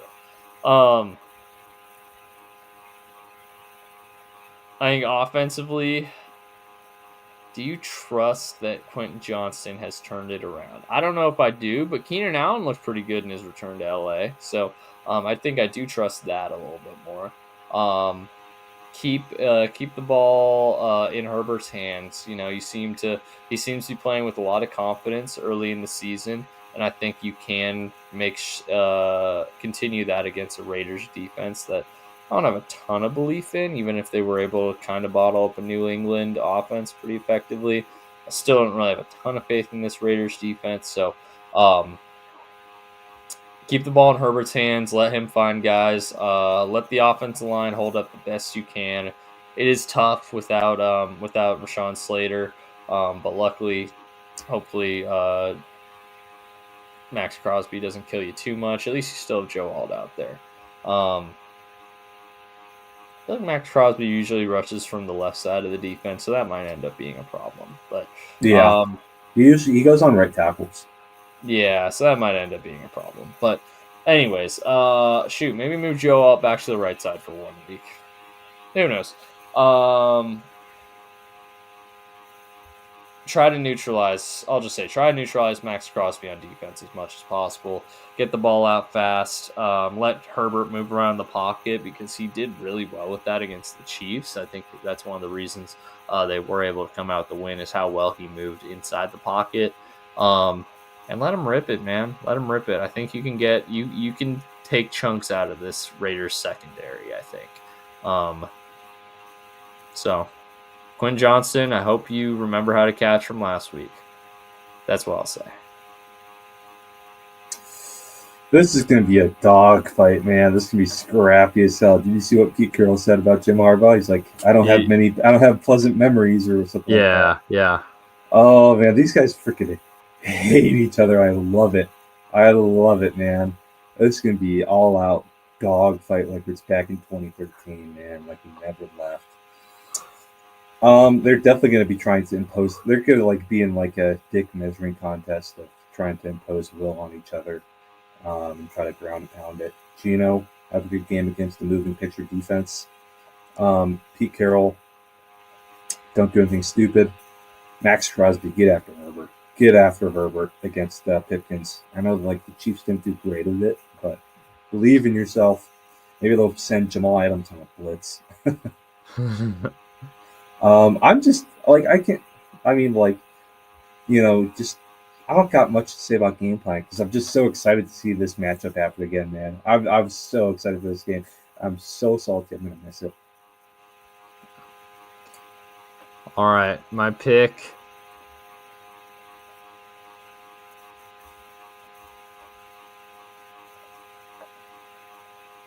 Road. Yeah, so it's funny. I earlier, I know I've said this a bunch already. Road division games, and especially primetime road division games, are so tricky for the visiting team. But it's Vegas. Like, they don't really have a home field advantage there the way they did in Oakland. I might regret this later, but give me the Chargers. Never bet against primetime Pete, baby. There you go. Give me the Raiders. All right. Nice. Alrighty. That was a good one. That was a good one. Yeah. There we go. We got what, 4? Let's see, 1, 2, 3, 4. Yeah, we got 4. Pretty chalky. 4, yeah, pretty chalky. 4 decision points. But as we get further in the season, the spreads start to make sense. Yeah. Yada, yada. Yeah, we got some big spreads right now, which makes it tough. Plus, the Miami Dolphins are a good team. I feel like against the rest of the year. So there it is. Well, we got to 11:50. We passed the 2-hour mark. Oh, this was a 2-hour pod. I think we knew we would because we had games to talk about. So this did not feel like a 2-hour pod. It zoomed by, man. It really did. But that's it for this edition of the West Coast Draft Podcast. The next time we talk to you fine folks, we will be done with week 3 of college football and week 2 of the NFL.